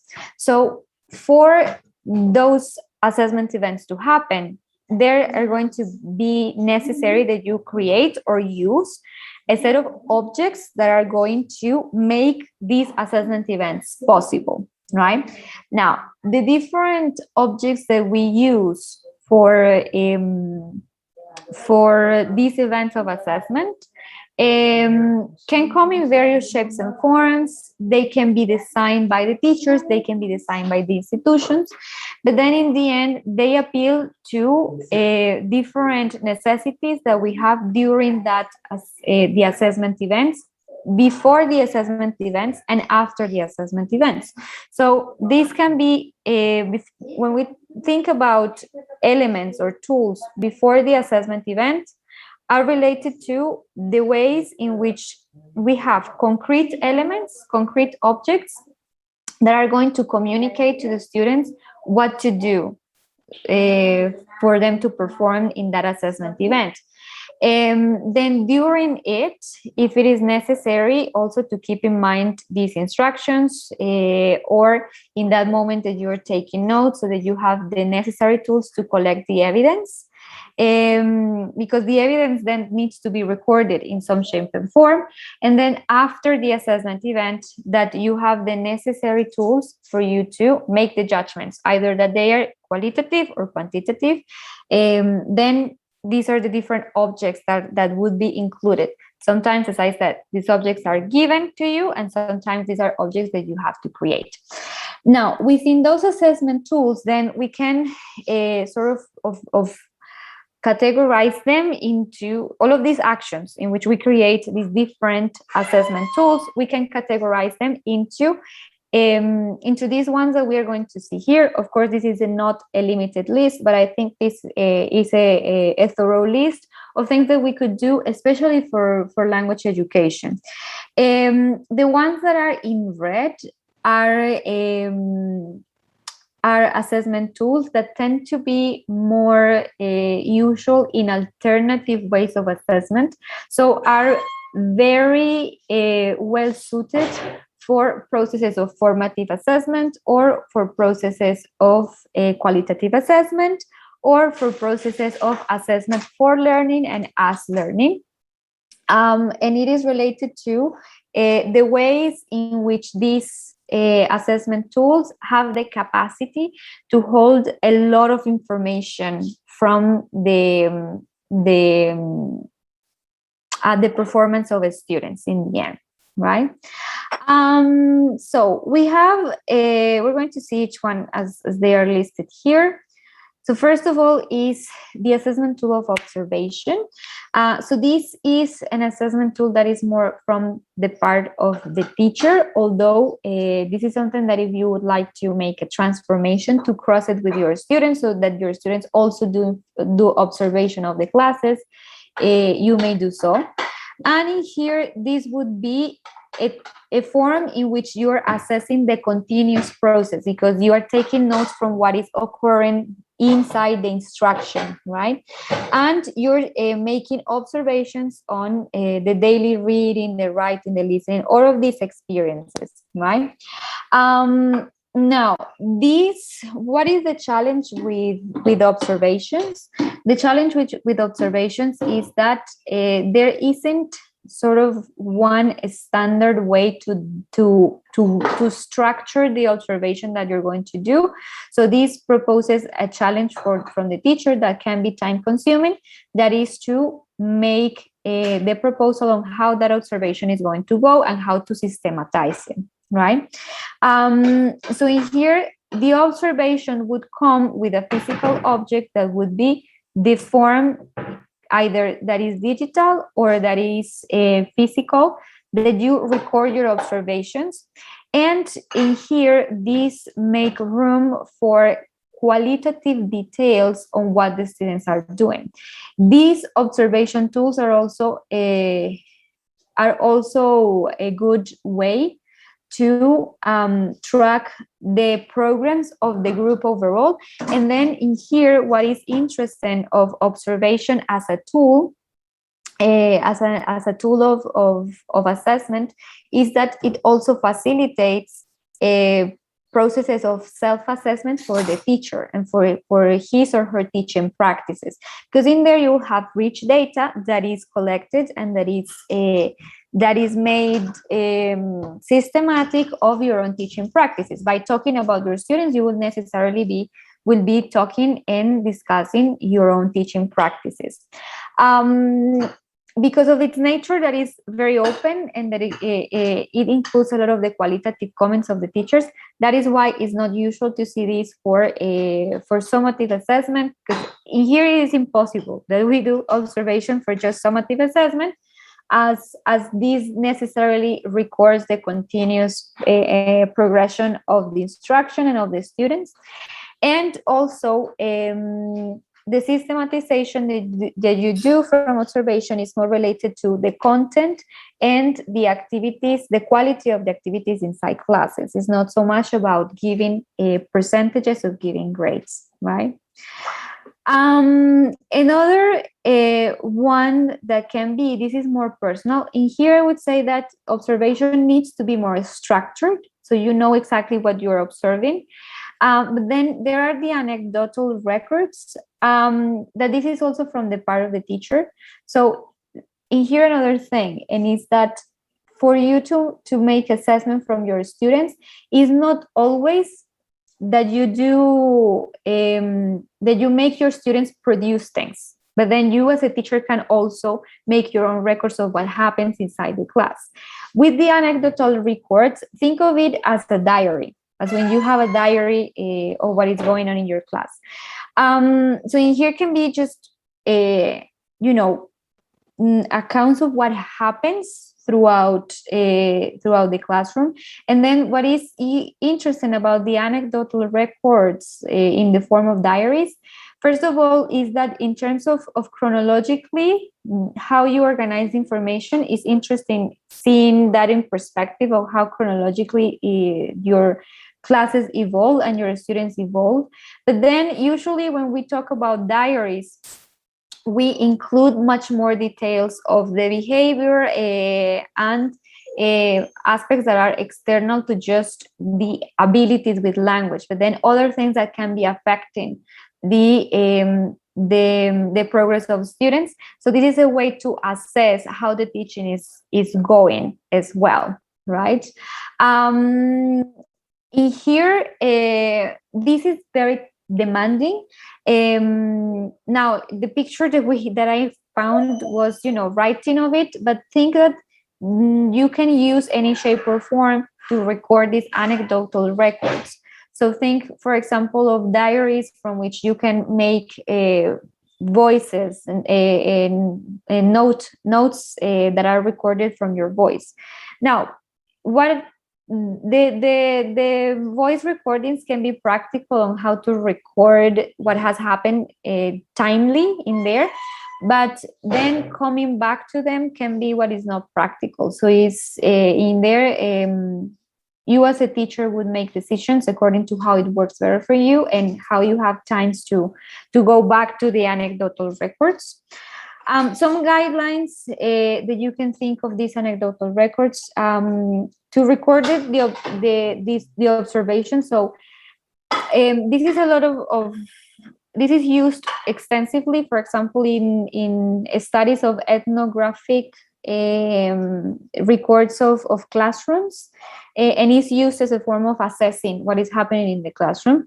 And so it can happen that you make your observations in the diary or in the anecdotal record right away where you are in the instructions, or that after the session you sit down and make your observations. So that is the first thing, recording that. Creating the habit of making that daily, or maybe if it is not daily, but then there is a set period of time in which you go about the recording of it, and that it includes all of the sessions that you have with your students, that you also sit down and write about everything that happened, right? You record those data, and then that you start organizing that data in terms of okay, this happened chronologically, but then that you can revise how chronologically that is telling you aspects, and what are some of the patterns that you start seeing, where are the progressions that you start seeing, right? That you can come back to it. And again, in here, this is a type of instrument that more than giving instructions for students to produce something, is for the teacher to produce elements to make an assessment of the classes themselves. When you say, entraría cosas como los learning journals. Exactly. But in here is more about the learning of the students, which in there you can make an assessment of your own teaching practice. Yes, exactly. Now, we have another assessment tool, which is the checklist. The checklist, as I marked it in here, tends to be more of a traditional form, because the checklist also sort of just marks a set of characteristics that the work of students has to have. So in here, the checklist composes a form of language, a form of assessment, in which the student does not create a product, but then follows a tool that you're giving them to apply them or on a performance that they made, right? In here, you should usually make these checklists and share them with the students before this happens, not after, before the assessment event happens. So the student has the checklist as a guideline itself, and then it can help students keep track of how they are going through the different actions to be able to present the final product, and then analyze that final product. It is more traditional because anyways, a checklist could or tends to be focused on the final product, that it commits to some characteristics, but then you can transform this into something more formative if you create a checklist to document the progress on actions to be able to get to a final product, right? And it is a great way to help that communication with students of what is what you want to see from them, right? Well, we were talking about before the rating scales and rubrics. In here, as you may know, a lot of rubrics so far. I believe that at this point as students, you may have encountered as students a lot of rubrics. So rubrics are very good for tracking performance of students because it allows you in just one document to describe what are the most important or the essential aspects of an assessment event, and then how that assessment event is performed either successfully with a high performance or with a low performance. We talked already about the different ways in which you can design them, right? This one is very, very interesting, the portfolios. Portfolios are in themselves a proposal of alternative assessment, because in portfolios in here, you are going to ask production from your students, but then is a way to record and make a collection of the work of a student, so it can be looked in perspective. And then these as documents that are created with students are useful for all of the educational actors to analyze the progress of the students, right? Now, portfolios can be directed on many aspects of the students. It can be related to the self-assessment of them. For example, you can use a portfolio in order for you to have a final work of self-assessment where the student can go back to the portfolio and actually revise what was the whole process that the student had. Or you can focus it only on performance with language. Now, portfolios, we tend to think of them as products that are recorded in written form or in visual forms, but then you can also create portfolios that are oral portfolios, right? Where your students, because of the possibilities that technologies give us, allow us to create digital documents where we can record oral performance as well. What is important for those sort of guidelines? First of all, that your students understand what is a portfolio, because that can be confusing. Everyone can have an idea of what a portfolio is. You show some examples of portfolios for your students so they can have sort of an expectation of what to create. And then something that is useful is to set and establish with your students what is to be recorded in the portfolio, so they know what are the products that they will need to provide, to give to the teacher inside that portfolio, right?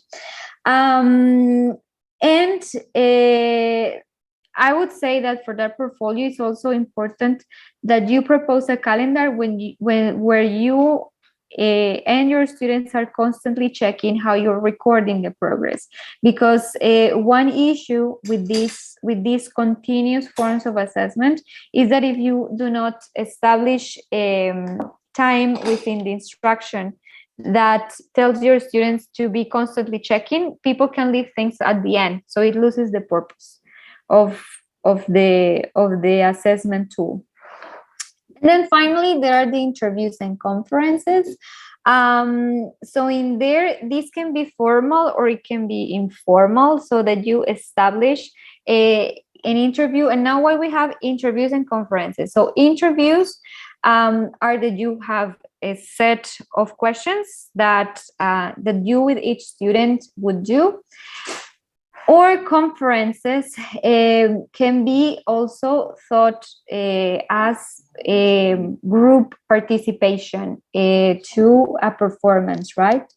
In here, for interviews and conferences, you would use other assessment tools to support that assessment event. So for example, for an interview, you may use a checklist or you may use a rubric for you to support that assessment event, but then you will have also to provide objects and guidelines for the students to present those to participate of the interviews, to present the conferences. And finally, which is the one that you are going to be working with hopefully the most in your professional lives, are the projects and presentations. So projects and presentations, what are interesting about them is that they are regarded as assessment tools, but they are also they have turned into an approach to teach people, and see that the project, the approach of project based learning is centered on assessment. Why? Because in here is more about how the project in itself represents different moments in which you fulfill and complete actions that are going to take you to an outcome of that project. So that the project in the end may include other assessment tools, such as the portfolio or the checklist, rubrics, observations, etc. And so those are some of the ideas also that you can take for some of these assessment tools and strategies that we can plan for that a path of assessment that we create for students. So are there questions in here with this?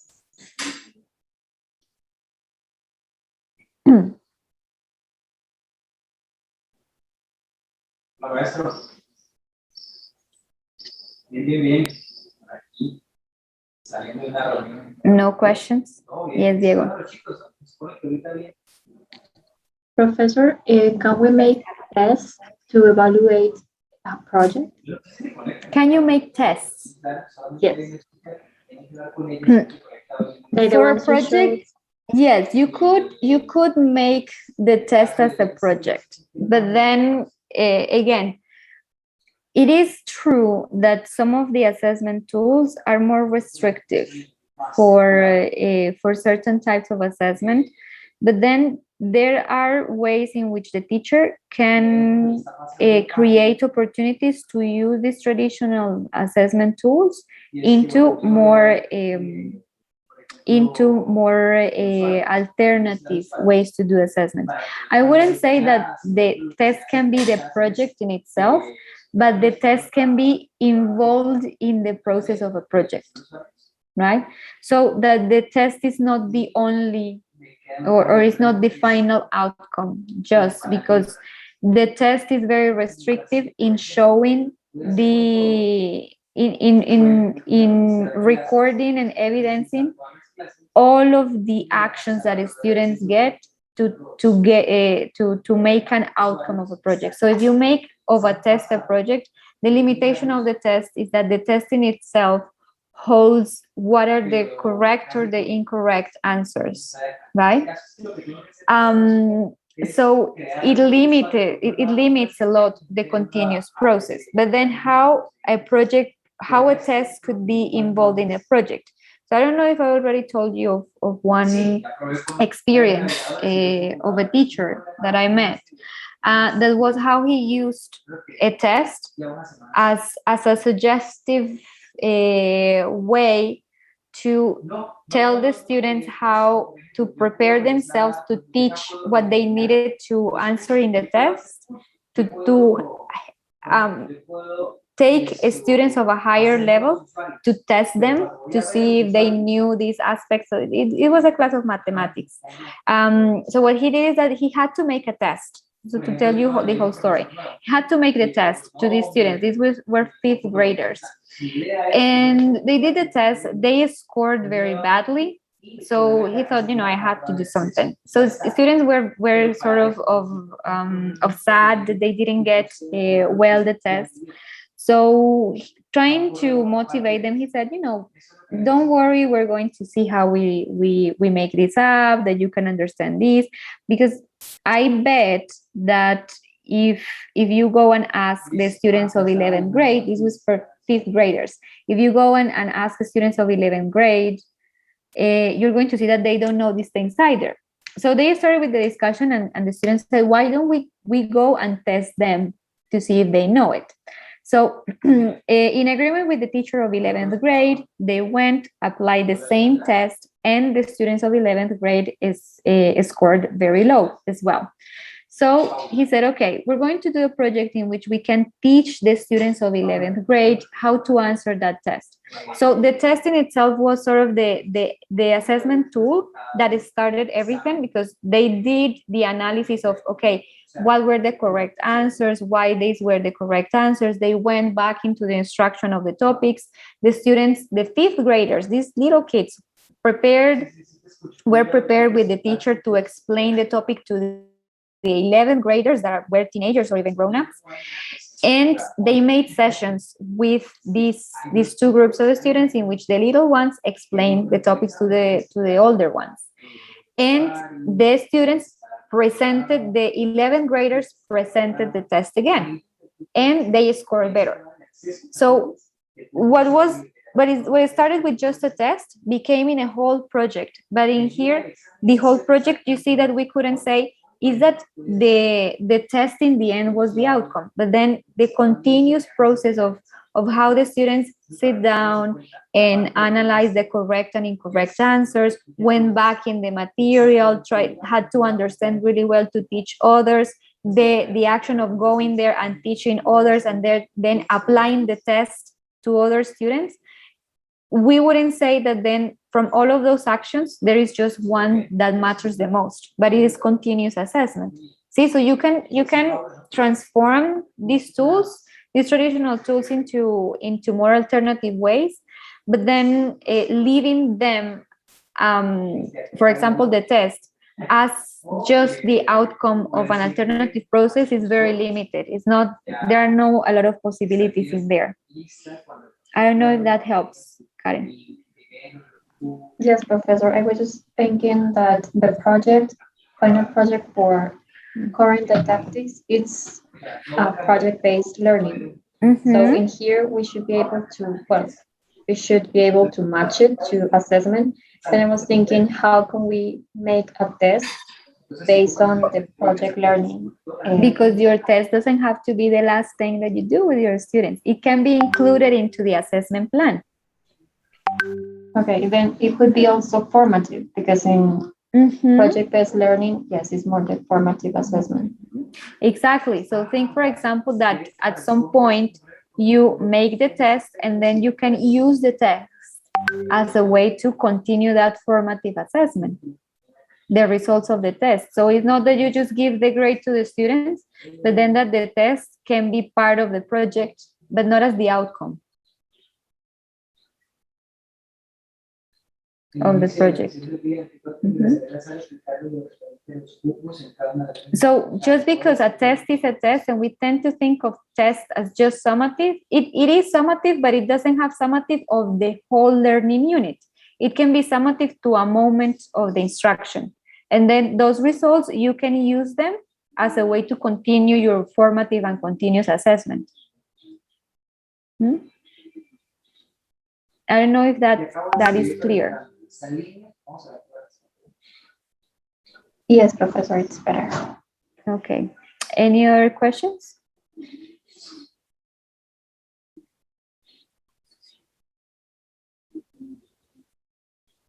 Okay. So I think we're just right in time to revise your learning goals. So in here, would you like us to do it just in here in open session with everyone, or that we go with just the groups revising?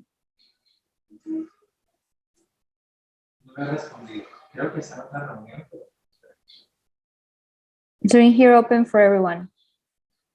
So maybe we'll have to do a voting. That is possible here, but I don't know where can I make sort of a survey.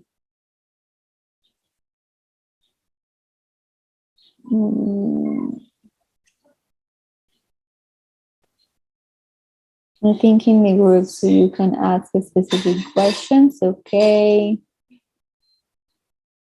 No, I'm trying to. Oh, they're asking. Catalina.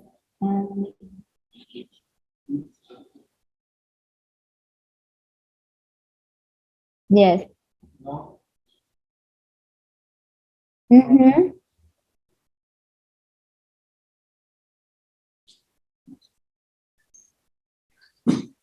Well, I was going to open the space in Moodle, but maybe it's more practical to share them in WhatsApp.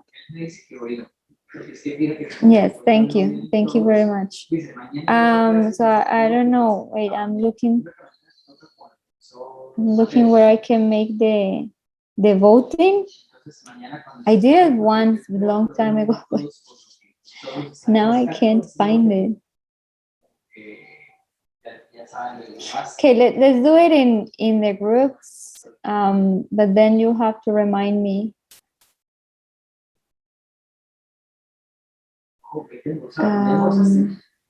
So Catalina, if you're on your own, isn't it possible that did you work with someone? Or you're too farther on the, or you're too farther in the project already?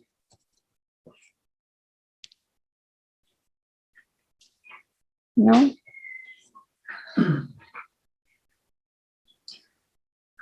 Okay. All right. So Karen, you are with?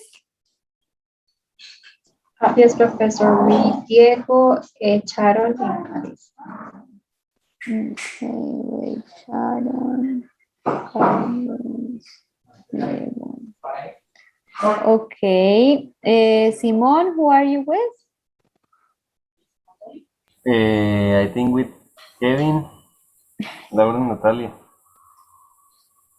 Kevin, Natalia Niño, yes, and Laura? Yeah. Okay. Ana Maria Pau, who are you with? With Michael, Carol Gamba, and Camilo. Carol Gamba, Camilo and Michael are not in the room. Gabriela.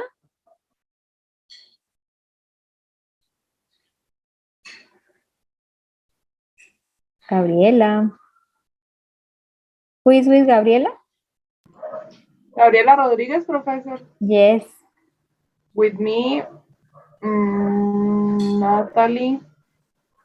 Natalie. Mm-hmm. Valeria is not in the meeting, right? No, it's not in the room right now. Well, when she comes with her too. Juan, Carol, and Sofia, and then Catalina.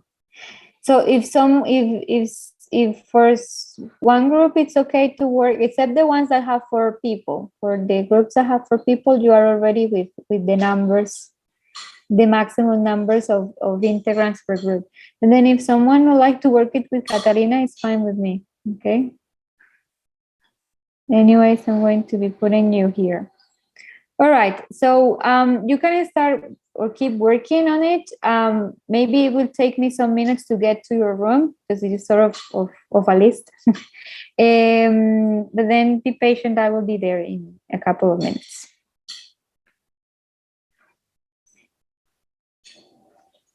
And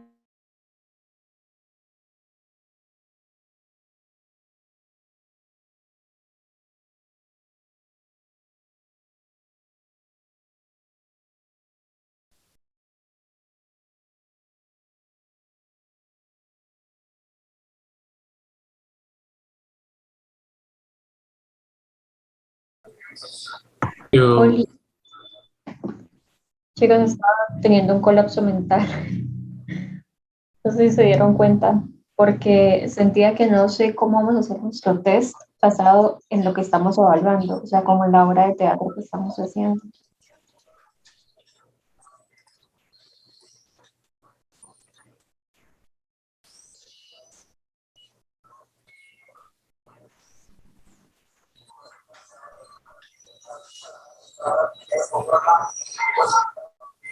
Diego, ¿tú puedes compartir por fin el documento? Acá, ok.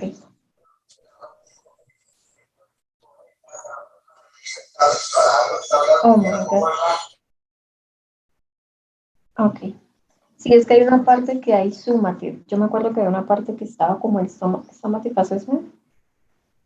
Tal vez en esa parte.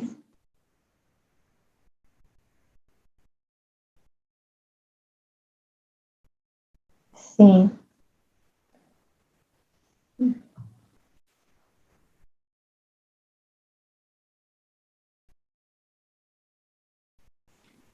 Sí hay que hacer, sí hay que hacer todos esos tools y entendí que todos, la verdad yo entendí que todos. Y el test design. Pero bueno, los tools es sencillo porque son las rubrics y ya, bueno, ahí lo que tenemos.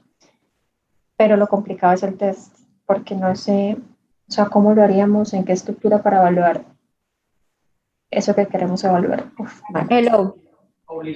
Hello, professor. Could you give us the option of sharing the screen? Yes, already gave you, and let's revise. Yes. Okay. So what is the learning goal? So a bilingual private school. Students say age 15, 6 hours per week. 2 hour long.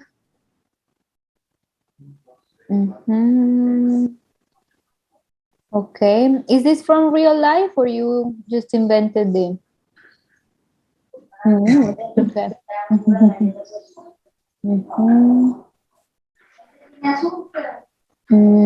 To improve and practice the receptive and productive skills to perform a character in a play. Okay, so in here, first question, do you think it is easy for students to understand what is the receptive and the productive skills? Professor, the learning goal is the one that we show to students or also the necessities? Both? Oh wait, I know is that I think I'm just reading the necessities. I'm sorry, I'm very slow today. Learning goal. By the end of the school, the students will be able to work on a production of a school play. I think you have to revise that learning goal. To work on the production of a school play. Just to present a school play, I think. Something more specific and more operative. Because I understand that maybe for you, that verb generally feels all of what you're explaining here in the specific goals. To write a play, to participate in the debate, to carry out actions. So these, I imagine these are the specific goals are sort of the actions the objectives per session, or sort of how you're dividing the actions that they are going to make in order to get to the final goal, right? Yes, Professor. But then you went to general on the verb. To work. Maybe to produce a school play. Okay. Because just the production of the school play entails all of these different communicative actions that you are. Okay. Yes, Professor, we started with the description of the sessions, but then we got to what I was asking you before, that I don't know where can we do the test. Yes, we have in here some. Can you scroll down, please, Diego? Part of the summative assessment, that is the third session of writing the script, in which all of the the corrections are made, the feedback for students, and there is like the final paper, final script. But then So they're in the production, they're not going to perform it, but just to create it. Yes, they're going to perform it, but in here we put like 3 sessions for like getting the script ready, and at the end is the final presentation. That will be the product. Okay, what I would do is that, can you go up? You first created a debate, right? Yes.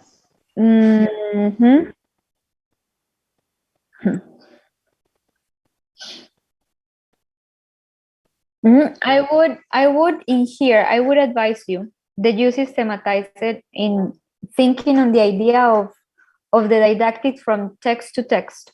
So what does it mean? That you can start the debate before this that I'm going to tell you, because anyways, this is sort of the previous knowledge that you're gathering. So the pre-actions that you take in order for you to start with the whole sequence. But then that you start not writing the script right away, but showing and analyzing a model of a screenplay of what you want them to write, right?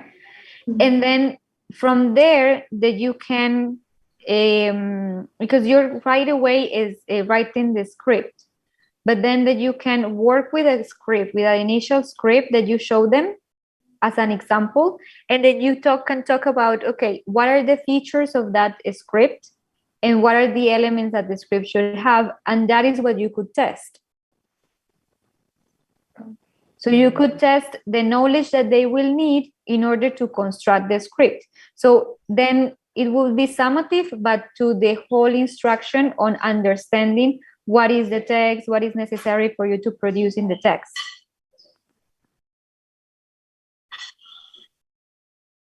The elements of the script. Think of it, for example, the script, if it has a topic. So for example, in here, you guys have some tales for them to create the script. Could you maybe revise those tales that you have Alice in Wonderland or in Wonderland on the Night Before Christmas into 2 that helps you work with the same vocabulary and the same grammar structures?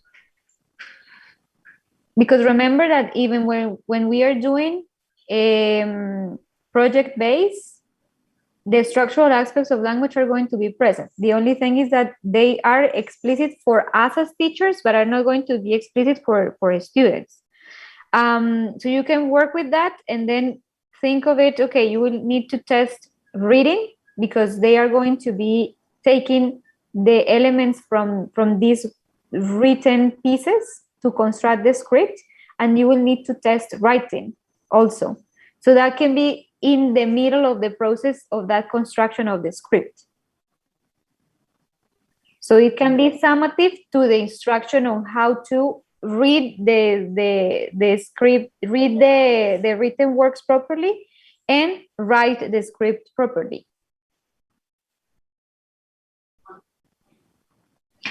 That could be, So before you start writing the script right away, but that you explain to them what is the script, what are the parts that it has, how you have to go and read what is the type of comprehension that you should have of the written works of reference for them to create the script.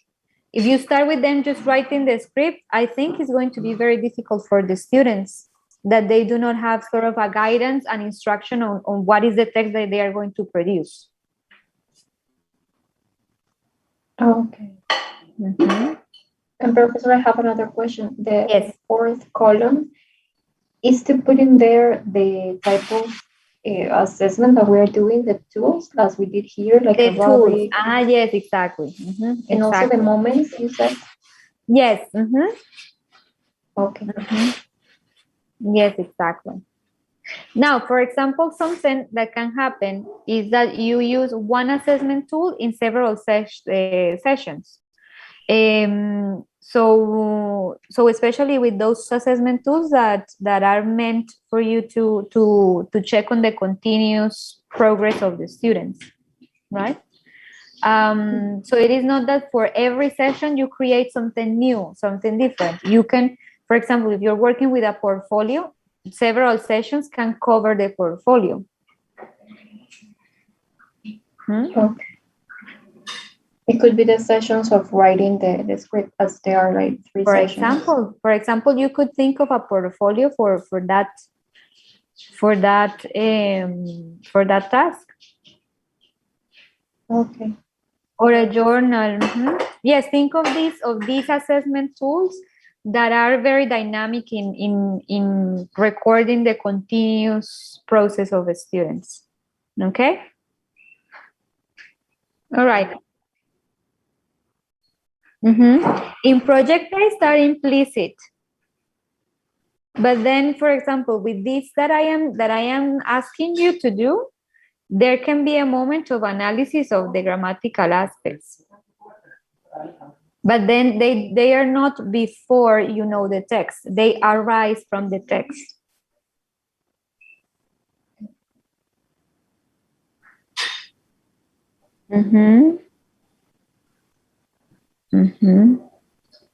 Yes, you systematize the elements in the text so you can get the information from the actual text that you're showing. Okay, I'm going to go to the other room so I won't be able to.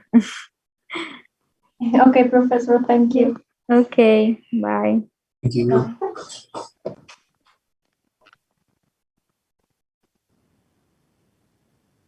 Súper bien. Bueno, dame un segundito, voy por agua, ya vengo.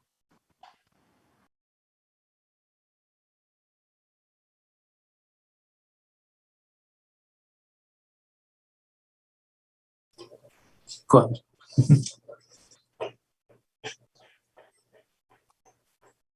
Sí, ¿aló? Es que el internet está muy lento, entonces literalmente se cortan y a mí me da miedo que no me escuchen. En esa parte, yo le entendí que estaba bien.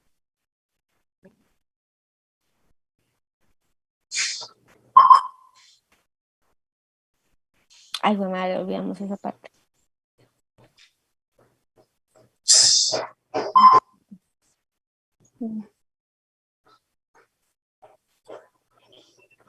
No me acuerdo. Es que se cortó. Muchas cosas.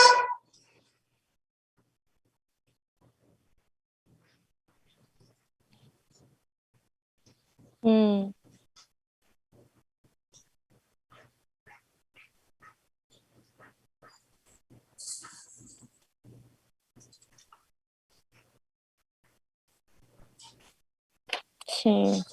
Revisar el type of vocabulary. Para el video.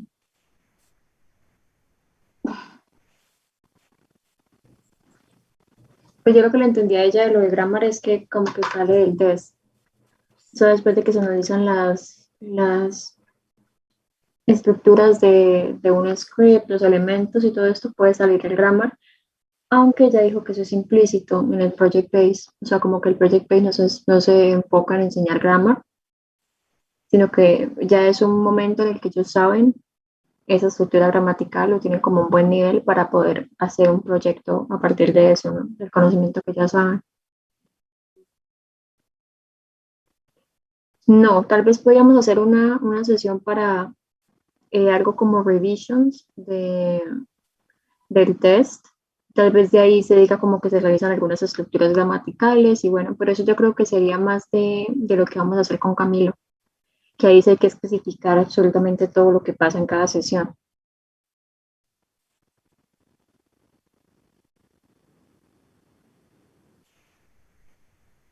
¿Cómo así? ¿Cómo así introductorio?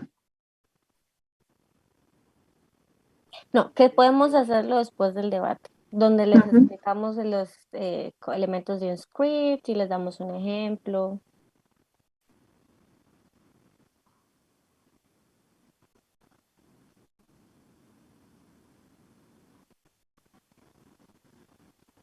No entiendo. No entiendo qué es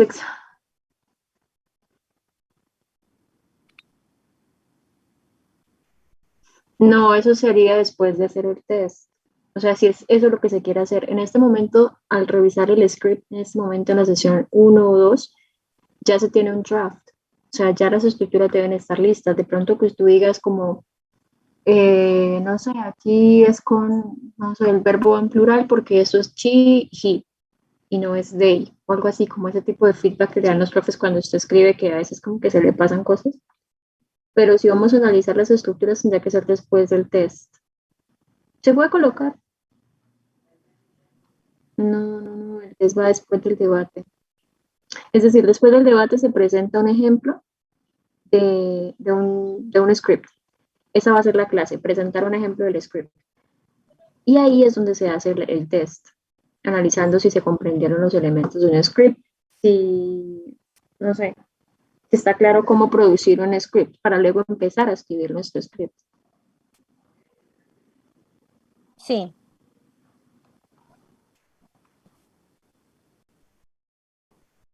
Pero no podemos hacerlo al final.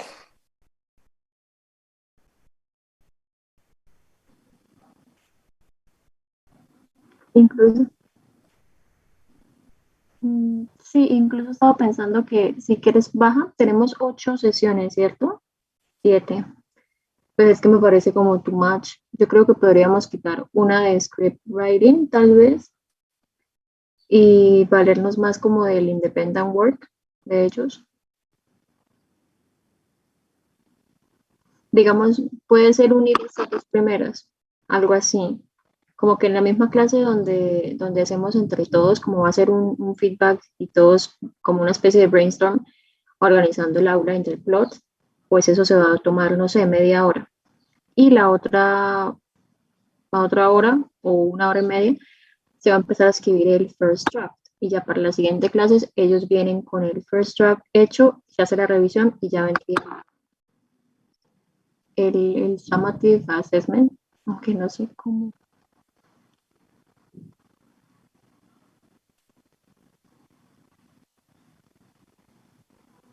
O no habría problema y dejamos otro.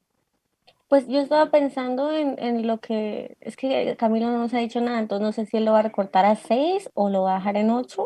Pues yo estaba mirando, es que algo curioso que pasó ayer fue que no tuvimos clase con él. Él dijo como que no, trabajen en el ensayo, no sé qué, bueno. ¿No han Y él entregado dijo el que ensayo? empezáramos a trabajar. Dime. ¿No han entregado el ensayo? Sí, sí, sí, era pues supuestamente para hoy, porque todos estaban peleando con él, que no, que pasa. Bueno, en fin, no importa. Dijo que empezáramos a trabajar en el final project. Entonces yo pregunté, pero ya están la nueva guideline o eso. Y dijeron que sí, que parece que él ya la subió porque como él mismo dijo, pues la profe dijo que había hablado con Zulma ya, el profe. Entonces supongo que él ya subió el final guideline. De hecho, en School ya aparece con el nombre de final. Pedagogical Intervention Guidelines Final. Así Y no está aparece, y igual que aparece ese, yo lo veo exactamente igual. igual. Sí, está exactamente igual. Entonces, no sé.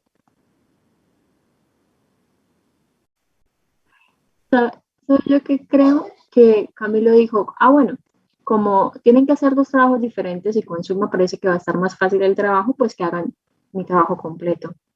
Eso es lo que yo siento que puede haber pasado, porque si tú miras está exactamente igual.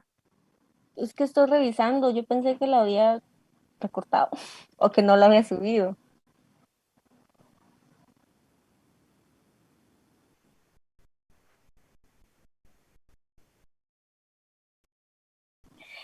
¿Saben qué me estresa? Que este man nos pide que expliquemos el assessment conectado con una learning theory y él nunca habló de eso. Yo nunca hablo de nada, o sea, de absolutamente ni siquiera es cómo hacer, o sea, debe haber hecho una revisión de cómo se hace un lesson plan basado en cada uno de los tipos de enseñanza, ¿no? Dios mío. Pues debería preguntar eso.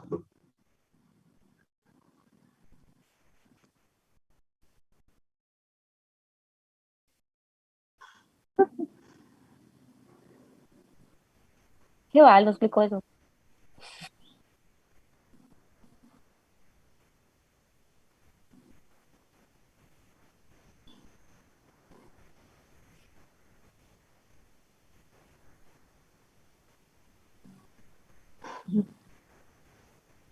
Pero es que incluso acá en esta parte no quitó lo de assessment, míralo ahí. No, él debió quitarlo. Yo pensé, yo le entendí a Zulma que él iba a quitar la parte de assessment.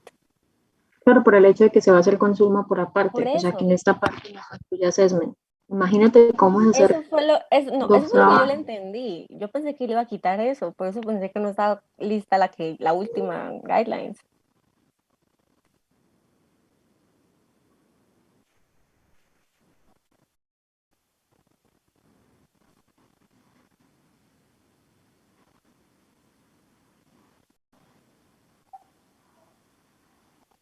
Pues yo creo también que por el hecho de que la profesora nos dijo como que ser prácticos, usar el mismo para ambos, es porque ella se dio cuenta que tal vez esto iba a ser muy grande, muy largo. Ay, no. O sea, en esta parte pues no está tan mal, lo que no entiendo es si quieres puedes bajar un poquito. Cuando habla de assessment, que menciona summative, formative, qualitative, quantitative, o sea, los nombra todos. O for us, o sea, hay que presentarlos todos, incluso si en el que estamos haciendo con Zulma, pues estamos mirando cuáles se adaptan a la sesión de la clase y así, eso es lo que no entiendo. El man no es claro, el man no es claro, Karen. No. Yo creo que, Pero yo dice entiendo brief que se debería description of the alcanzar types lo of más assessment rápido. proposed. O sea, es que incluso si yo lo leo, lo que yo, lo que yo entiendo es que quiero una definición de qué es cada uno. Brief description of the types of assessment proposed. Entiendo que propose por nosotros, ¿no? Yo no sé.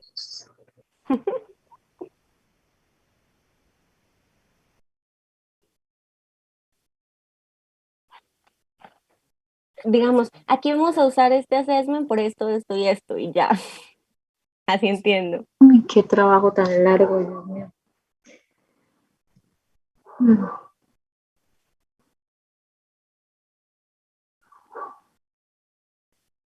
No, a nosotros no. Se supone que no. Lo que pasa es que anoche él dijo como que no, tengo mucho trabajo. Que no puedo hacer la clase con ustedes hoy, que tenía algo así. Entonces, como que adelante lo que tengan que hacer. Pero él casi nunca deja, no, nunca deja como esa opción de que uno trabaje en esas horas de clase, que debería ser así, porque eso como mucho trabajo.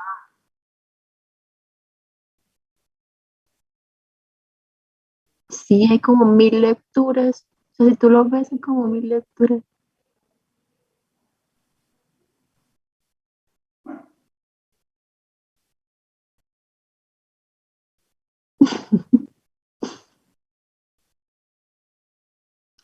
Pero Diego, yo me pongo a pensar, ¿él para qué explica eso? O sea, ¿para qué va a explicar esto si ya tenemos el proyecto final que no tiene nada que ver con digital literacy?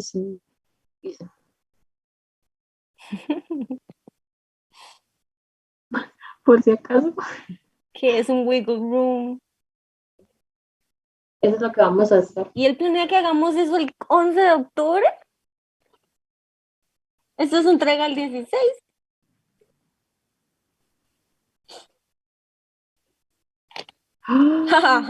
Ush, qué mató mucho. Uy, no. Hagamos paro.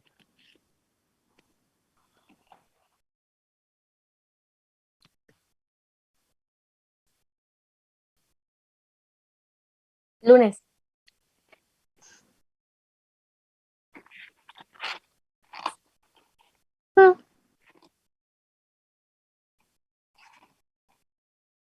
Profe, estaría listo si solo viera su clase, su materia, pero no. Ush, ush.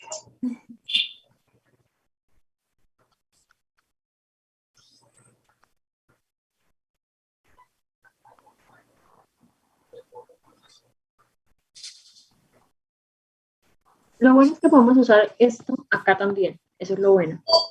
Y ya tenemos una idea de lo del test porque es lo que me preocupaba. Pero igual eso está muy heavy.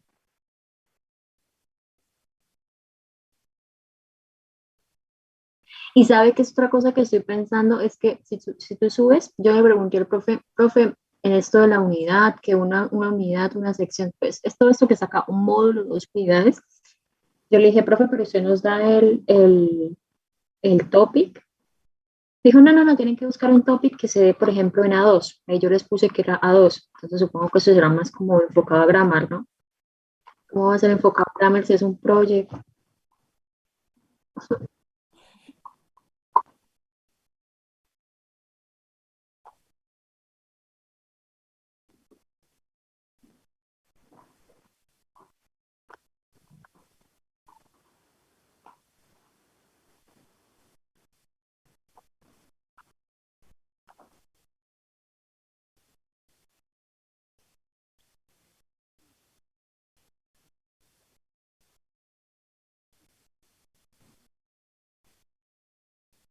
Pues según lo que dijo Zulma, eso fue lo que pasó. Eso fue lo que yo le entendí.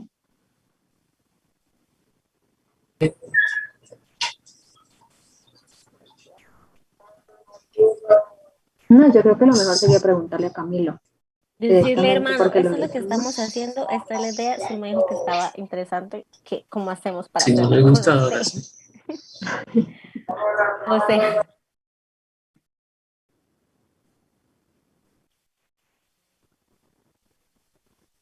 tal vez acabo de tener una idea. Tal vez como para adaptarlo al nivel, o sea, a la 2 que él pide, entonces buscar como, no sé, podemos buscar en internet plays, school plays de A2. O sea, como que tengan ese vocabulario y que decimos ahí explícitamente que el vocabulario, esta school play está basada en el vocabulario, el nivel de vocabulario que ellos deben tener, gramatical y todo esto. O sea, sería como así. Si no, no sé. Usarlo para las dos.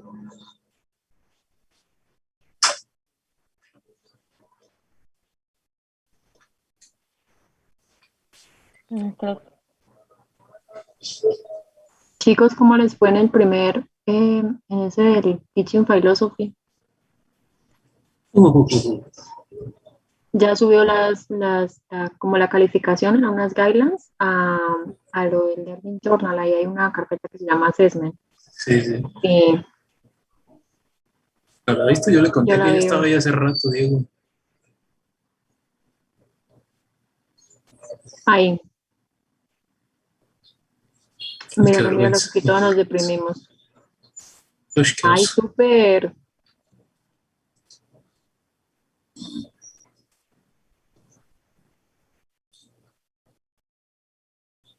No, no, eso todavía no.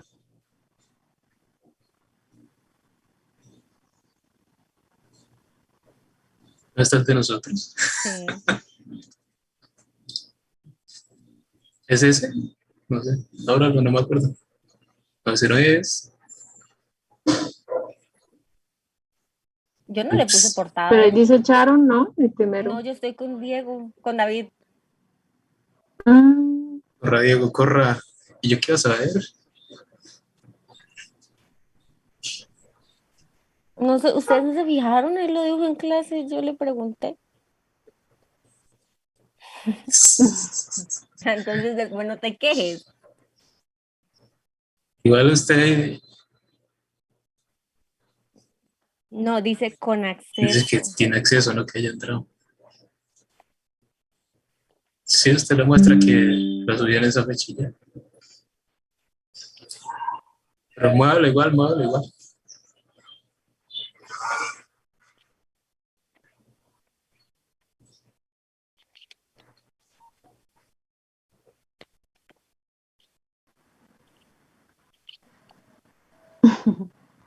Tranqui.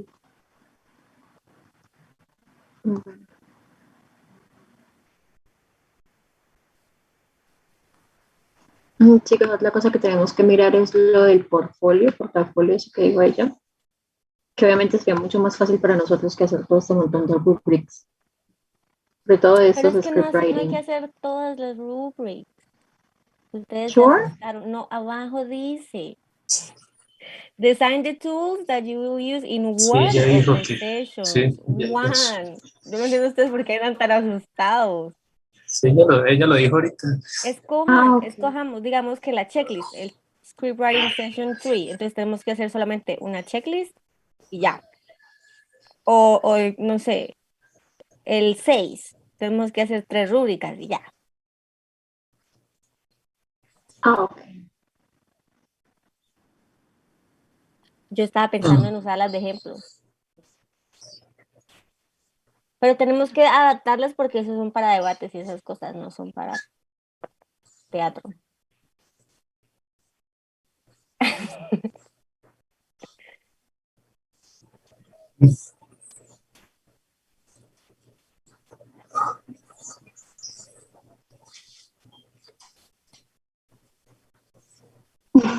Ush, eso no está diciendo ahorita en el grupo. Let's not talk about that. Pues yo me estaba riendo bastante.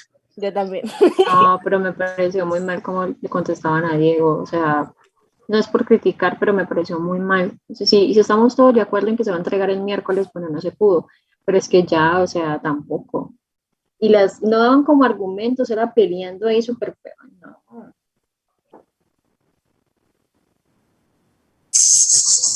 Sí, no, me pareció muy respetuoso de parte de ellos. ¿Sabes qué hubiera hecho yo? Pero por eso no estoy al mando. Yo hubiera subido eso como estaba y ya. Creo que le dije a Carlos que yo hubiera subido eso y si me quieren decir algo, que me manden una carta a la casa.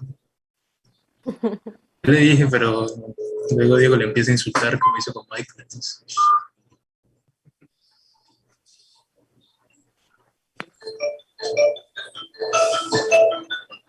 Pobrecitos.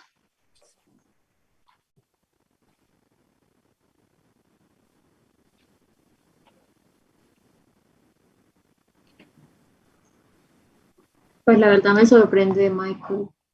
De Camilo sí sabíamos que era así, pero Michael no. Él siempre ha sido muy cumplido. Yo trabajé con él hace tiempo en un trabajo para didáctica para niños, creo, y súper bien.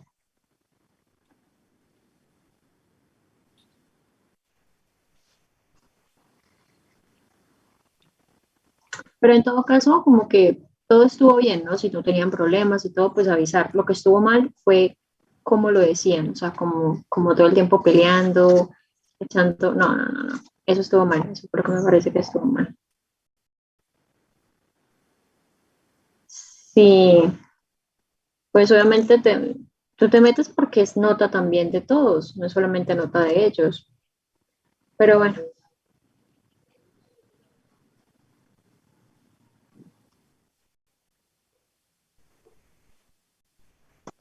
el problema es que uno no sabe si al final lo van a hacer. Esa es la adrenalina, que no está bien.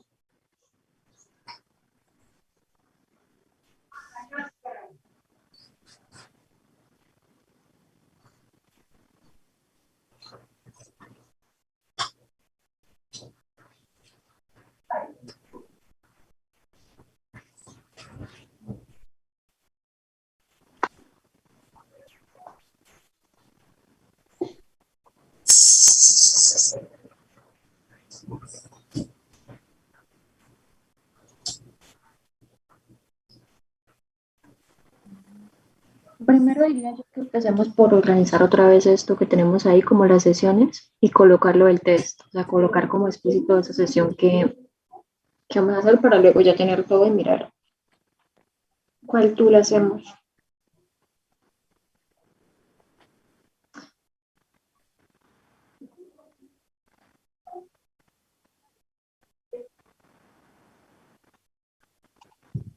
¿Cómo lo llamamos? No, yo creo que script análisis tal vez.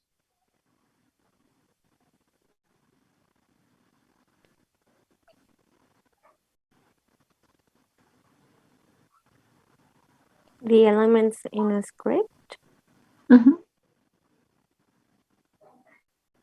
Play. Lo siento.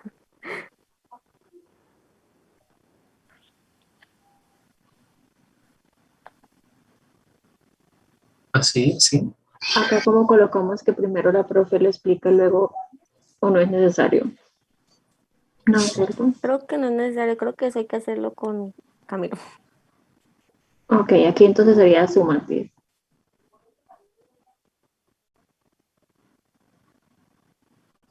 Y hay test. ¿Un test? Parcial, papá, parcial. No. Odio esa palabra.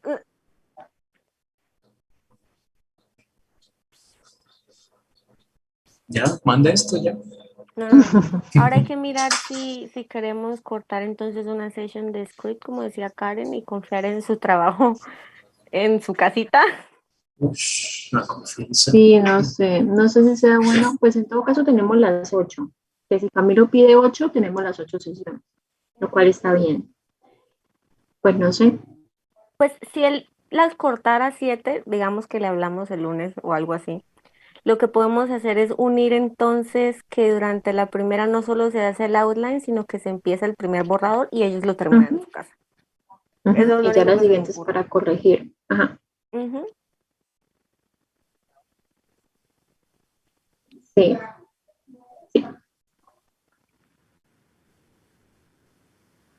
Pero hay Entonces, que yo hacer creo una que no rubric le para, entendí bien a eso. Dime, Carlos. no hay que hacer una rubric para varias stages.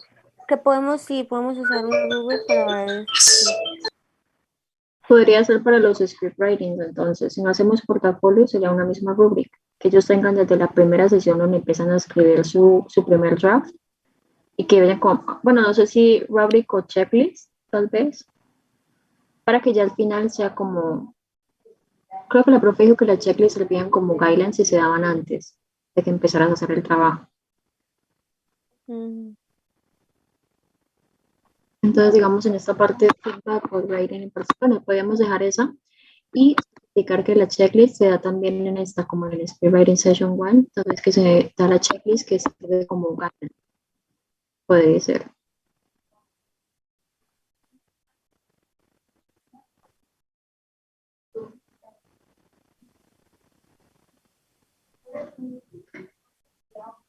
Ay, pero ya la tenemos aquí abajo. ¿Podemos usar la misma, no?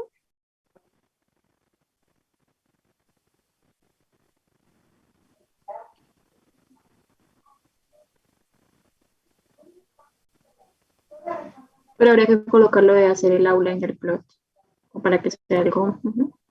Bueno, sí, sí.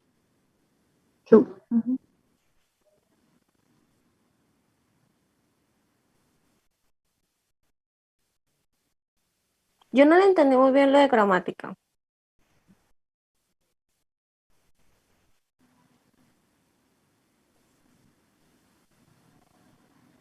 Pues tendría que ir debajo de script analysis, como que revision del test, algo así, revision del test, y ahí que sea algo como una especie de, ay, no sé.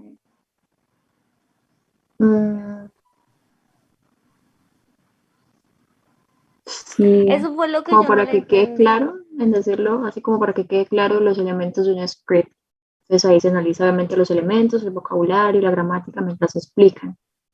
Eso fue lo que yo estaba perdida porque yo escribí todo lo que ella estaba diciendo. Entonces ella decía que grammatical aspects arise from the test, pero no sé si era test o text. Entonces, si ves, no sé si es del examen o si es del script o si es de lo que hablábamos del vocabulario, No, ¿sí? Que teníamos que yo revisar creo, los cuenticos. Sí, ella dijo text, ella dijo text. Estoy dijo seguro. que Carlos Dijo con text. O no con sé, X. será, no sé. Así con X, con X.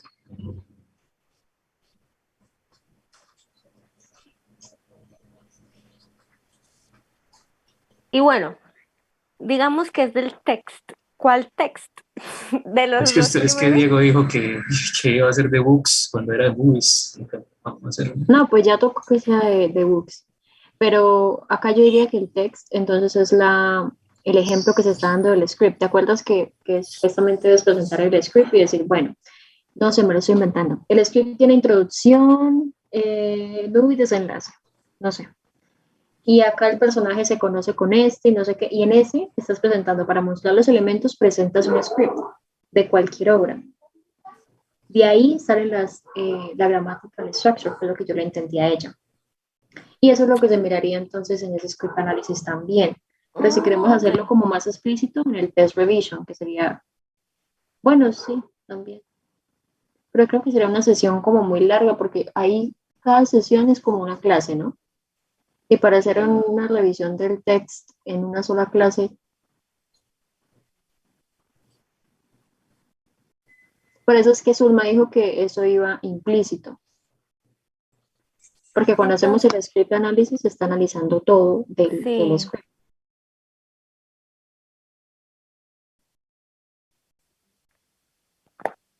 No, yo diría que no colocar No nada. necesariamente.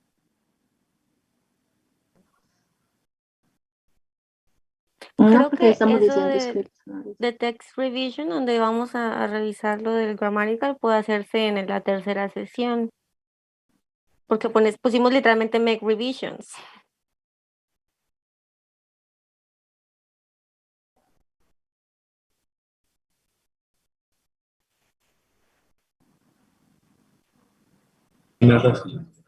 No entendí. ¿Cómo así? ¿Dónde dices que son revisions? En la sesión 5. 5, ajá. To be able to make revisions on the first draft. Ujú. Yo siento que ahí está implícito que es la parte de Es gramática. que ahí está implícito tanto vocabulario como gramática, porque son revisiones de tu escrito, sea lo que salga ahí. Puede ser también de coherencia o cohesión.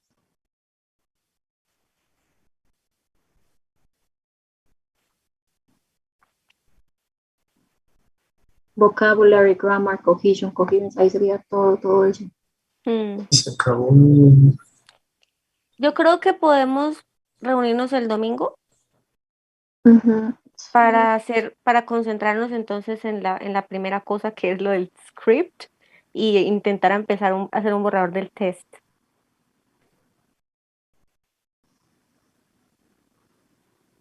Ujú. Ajá, esto, ¿qué les iba a decir? Acá de todas estas, ¿cuál vamos a hacer? ¿De cuál rubric o qué vamos a hacer? Yo Estoy diría que haciendo del una del debate. debate. Sí, yo diría que del Ah, debate. Ok.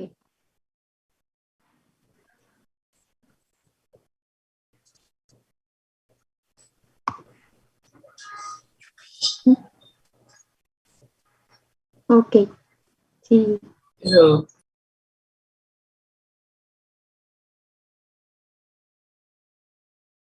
Todo lo que hagan tendrá que salir un reporte cuantitativo también.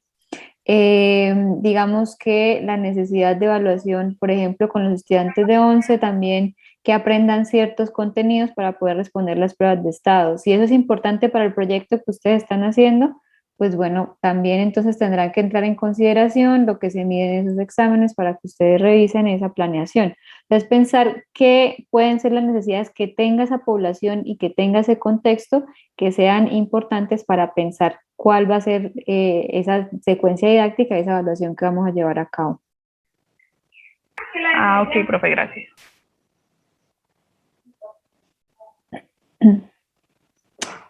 Bueno, vuelta a todos, dice Catalina, ¿cómo les fue a los de semestre previo con esto? ¿Vio que lo aplicaron easy o vio como un patrón común de errores? No, yo creo a ver, en el proyecto, en bueno, ellos tuvieron los dos, ¿no? Ellos tuvieron el de la unidad y con base en el de la unidad, pues pudieron también afrontar el final. Yo creo que se logró en los años anteriores, bueno, han sido 2 semestres que lo hemos hecho así, se logró bastante bien esa progresividad, especialmente. También porque pues hicimos como estas sesiones así como las que hicimos nosotros hoy, de sentarnos, revisar qué es lo que llevan, cómo va esa progresión de lo que llevan. ¿Qué cosas para tener en cuenta? Que si era como pensando en esas sesiones de retroalimentación con ellos, ¿qué tener en cuenta? ¿Y qué era lo que les decía? Uno, que si yo estoy haciendo una evaluación formativa, un mismo instrumento lo puedo utilizar en varias partes, en varios puntos, como una forma precisamente de hacer la evaluación continua. Dos, que tengamos en cuenta que cada evento evaluativo, cada acción que yo le voy a pedir a mis estudiantes que produzcan, tiene una serie de objetos, ¿sí? Tiene una serie de objetos que yo voy a tener que producir o que le voy a tener que dar a mis estudiantes. Entonces, por ejemplo, si yo les propongo una presentación oral como forma de evento evaluativo, pues esa presentación oral tiene que tener unos materiales previos, durante y post. Entonces, ¿cuáles son esos materiales previos? Pues una guía que les diga a ellos exactamente qué es lo que van a hacer. Si yo voy a utilizar una rúbrica, lo más adecuado es que ellos conozcan la rúbrica antes de. También, pues la rúbrica que voy a utilizar. Después de eso, ¿de qué forma les voy a reportar? Si por medio de la rúbrica voy a hacer otro tipo de reporte, que va a ser una conferencia con ellos, donde les voy a dar los comentarios y las retroalimentaciones. Es decir, pensar que cada cosa que yo propongo, pues lleva consigo unos productos que voy a tener que crear, ¿no? Otra cosa, piensen de forma progresiva, es decir, todo lo que nos están apuntando con los enfoques de proyectos, el enfoque comunicativo, la didáctica de texto a texto, todo eso son enfoques de progresión, que esto es el tan cacareado scaffolding de la teoría sociocultural, que esa hoja ya tiene como 100 años y sigue vigente y es por algo, ¿no? Entonces piensen en eso, en un scaffolding, y es que todo es una progresión. Yo no puedo entrar, ahí sí como dicen por ahí, primero es uno, luego dos. Entonces yo no puedo entrar a hacer que mis estudiantes produzcan algo si primero yo no verifico que realmente tengan las herramientas para hacerlo. Entonces ver también que la planeación de la evaluación tiene que ir muy de la mano en cómo yo llevo mi instrucción, de forma que yo le esté dando las herramientas necesarias al estudiante para que realmente pueda hacer esas acciones. Eso sería como las dos cosas, pensar en esa secuencia lógica, secuencia coherente que debe existir entre la instrucción y la evaluación que se hace. Y pues pensar que esa progresividad también puede significar que un elemento de evaluación pueda utilizarse en varias sesiones. Porque también piensen que si ustedes llenan a los estudiantes de muchos eventos evaluativos, pueden sobresaturarlos, y hasta qué punto eso va a ser práctico para ustedes revisar las evidencias y revisar todo lo que los estudiantes están produciendo, ¿no? Es un poco también, recordemos que la practicidad es uno de los principios de la evaluación. No solo es la validez y la confiabilidad son importantes, pero parte de la validez y la confiabilidad es qué tan práctico es tanto para estudiantes como para docentes. ¿Listo? Bueno, chicos, las 4 de la tarde. Espero descansen. Ya a esta hora ya nadie habla en inglés, ya estamos todos cansados. ¿Listo? Eso, listo. Chaito, buen fin de semana. Gracias, Chao, profe. profe. Gracias, profe. Adiós. Profe.